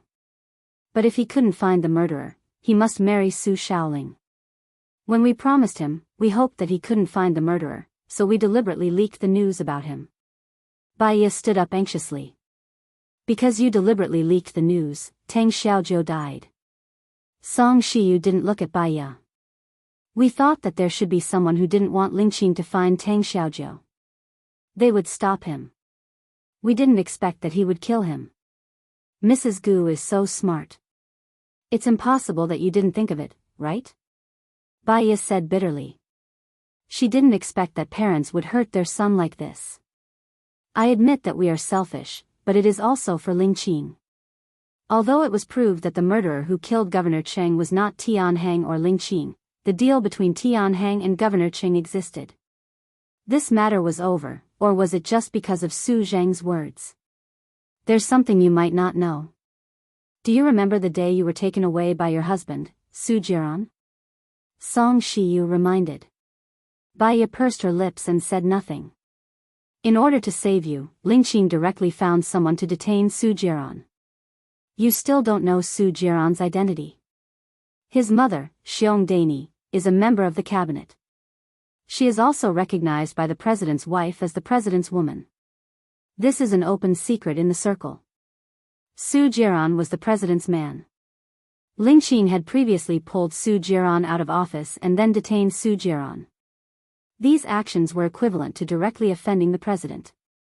There had long been rumors that Lingqing would become the president in the future. The president's son, Shen Yiyan, was now 24 years old, and the president still wanted his son to inherit the throne. Originally, the conflict was due to some restrictions on power, so the current balance was reached. The problem was that once Su Jing didn't let Tianhang go, this balance would be broken. The president wouldn't let Tianhang go, and Tianhang and I would definitely fall. If Tianhang and I fell, Lingqing wouldn't be far away. Therefore, Lingqing must marry Xiaoling. If you love him, save him. My 8 million is really not to buy out your love, but to compensate for your sacrifice, Song Shiyu said emotionally. Baya fixed her eyes on Song Shiyu. Song Shiyu was indeed a well-deserved strong woman. After so many years of immersing in business and politics, her EQ and IQ were not something that ordinary people could catch up with. She convinced her. Don't worry, whether he is worthless or priceless to me, the result you want is the same, Baya said coldly. Song Shiyu stood up, feeling touched. On behalf of Lingqing, on behalf of the Gu family, and on behalf of myself, I thank you for your selflessness. I have a presumptuous request. Say it. Baya's legs turned to jelly, and she sat on the sofa. Actually, Lingqing had a girlfriend. He met her when he was in the special forces. She was an outstanding, talented, confident, and beautiful girl. In the end, the girl sacrificed herself to protect Lingqing. After Lingqing woke up in the hospital, he went on another mission. Every mission was dangerous, and he didn't listen to us no matter how hard we tried to persuade him. We knew that he wanted to go with the girl. It took him 2 years to adjust to it. To him, those days were dark and colorless, and to us, it was also dark. If he knew that you sacrificed yourself for him, he definitely wouldn't agree. He was the kind of person who would rather destroy himself than sacrifice himself for others. As his parents, we feel sorry for him. Miss Bai, love is short, but life is eternal. Lingqing doesn't belong to himself, but to the country. He is someone who can do great things. Can you help us? Song Shiyu nodded and pleaded. Tears flowed from Baya's eyes. They passed through her lips, and they tasted salty. Could she say no? No, she couldn't. She was very envious that Gu Lingqing had such a mother. For the sake of her own child, she was willing to lower her voice and bow to a person who was nothing at all with such a high status. She had a mother too. She used to kneel in the snow in winter so that she could study. She had a child too. After the child was snatched away, she went crazy and even injected herself with insulin. She thought that if the child died, at least she would be with him, and he wouldn't be so lonely. But on second thought, if the child didn't die, wouldn't he have no mother? A child without a mother would be very pitiful. She called the emergency number again. Su Jiran found her a psychiatrist, who kept instilling in her the idea that a child of a rapist should not exist in this world. Miss Bai, can I?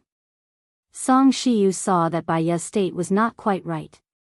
When Baya came to her senses, her face was already covered in tears. The memory of the child was too tragic. She had sealed it in her memory and was unwilling to touch it. Mrs. Gu, don't worry. I know what to do. Baya's lips trembled. She lowered her head and clenched her fists tightly.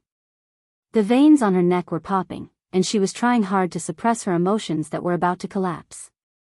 Tears dropped one by one, like pearls with a broken necklace, and fell to the ground. Song Shiyu's eyes softened, and she felt sorry.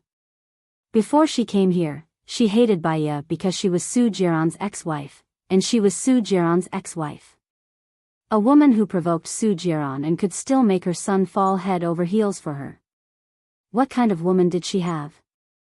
What kind of EQ and IQ did she have? She was fully prepared to come over. If Baya was scheming, snobbish, and crafty, then she had plenty of ways to make Baya retreat in the face of difficulties, so that she would know what she should and should not provoke. You're tuning in to the Dreamy Love Stories YouTube channel. Don't forget to subscribe and join us on this journey to catch the most captivating stories.